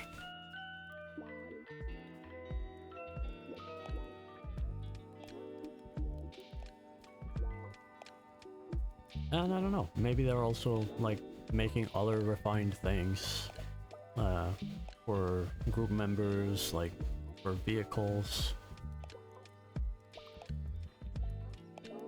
No more, but the price with what they pay, wouldn't it be faster to farm it themselves? Not if doing it themselves means not gathering other things that they also need. Oh, that's right, I left my food at home. Okay, well, not at home, in the town, I mean.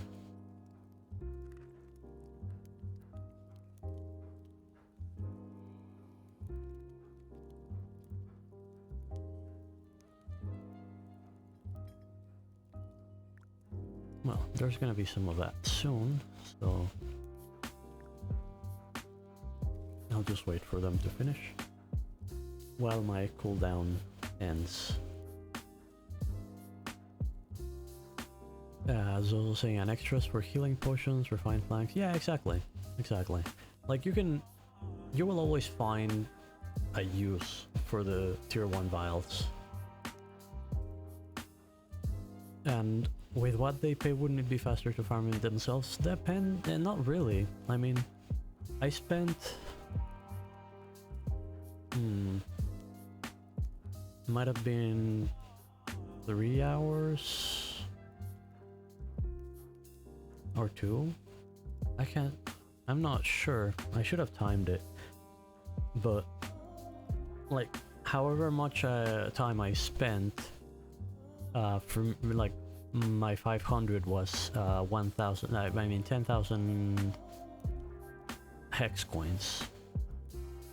I think it takes me longer to farm the things to do, like to farm the gypsite, for example, for the refined bricks.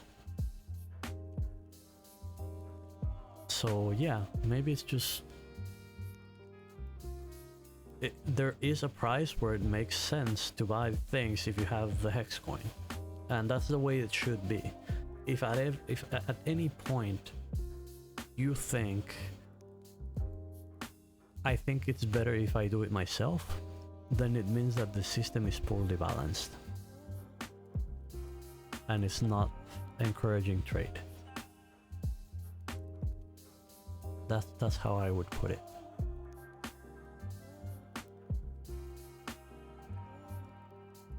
Nolmar saying both amber, pitch, and crop oil is super easy to get, so 20 coins per glass is worth it, I guess. Yeah, exactly. Because you're gonna get, like, if you're doing refined planks for hex coin, you're gonna get the amber from the trees themselves, as well as the pitch. And you're using your kiln time for pitch, which means you need kiln time for vials. So if you outsource that labor to someone else, then, you know, it's more efficient and you can afford that difference. It's like I buy shells and I buy gypsite because it saves me time fishing and gathering.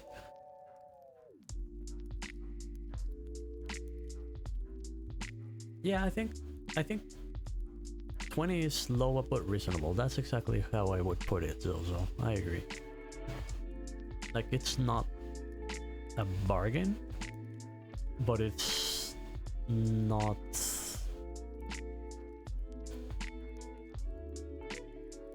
Yeah, I wouldn't say it expensive. I would put it on the low side of price, too. Zozo saying it's not like I blink and buy.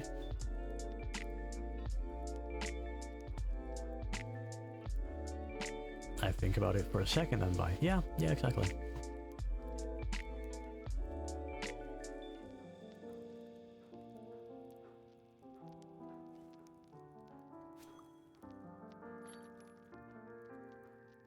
Nalmar saying it's slow enough to make people farm it specifically for you, while at the same time coming out with more.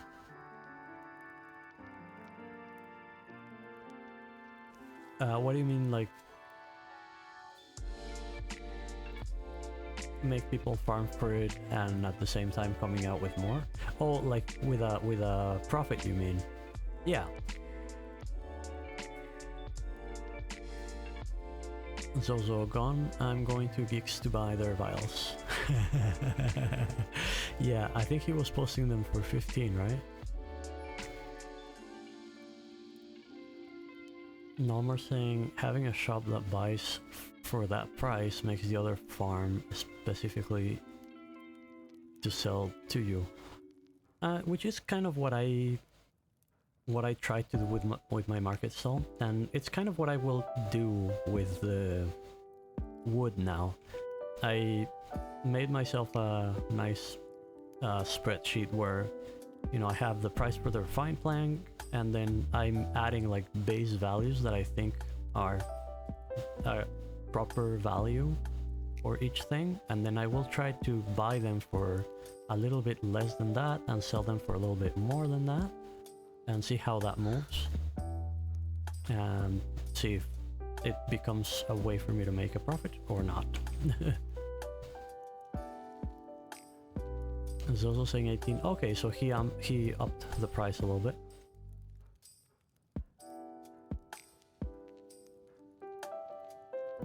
Yeah, and in Kaelin's claim in Foothills, there was a stall that had the listing for selling them at 7. I let them know that, like, they didn't have any there, and apparently there probably hadn't been any in there for a while.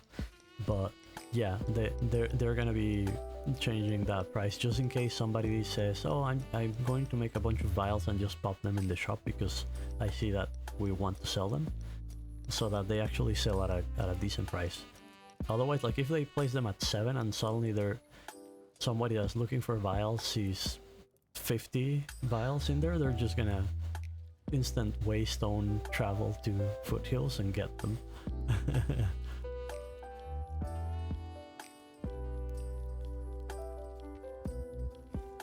Yeah, 7 was way too low.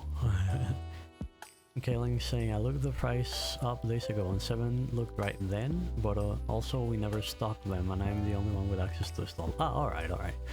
That's the thing, the trade finder was not really working until just recently. So it is just now that we can finally start to see prices begin to settle. And they're definitely gonna be changing up and down, but yeah. It's also saying I take them all, Kaling. If you ask me, I'd say at least double it. Yeah, no, I also mentioned, you know, like at least around the 20 line. Like if there's a person that's willing to buy 1,000 for 20, then that means that's your baseline.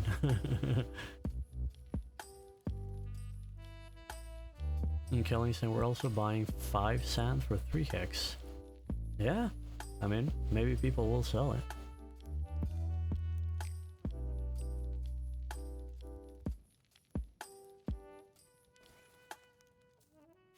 And then you just pop it in the kiln and post the vials. Well, pop it in the hill and the kiln and hammer it a little bit.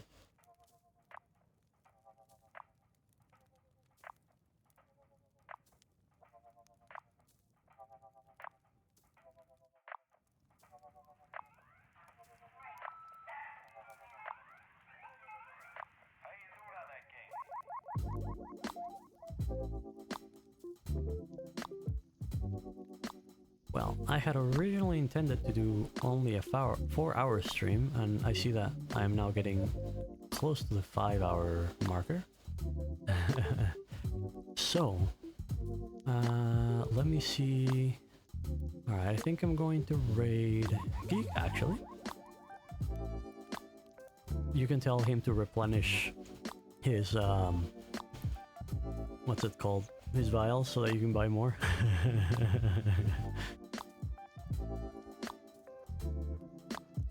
And yeah, I like this place for farming. It's it has a nice feeling to it. And there's berries nearby. All sorts of berries. So yeah, I think this is going to be my farming home. Funny enough, I'm probably going to stop farming soon and do other things, but yeah, I like farming here. Nolmer, there, now put up vials for sale. Well, let me start the raid. Wait.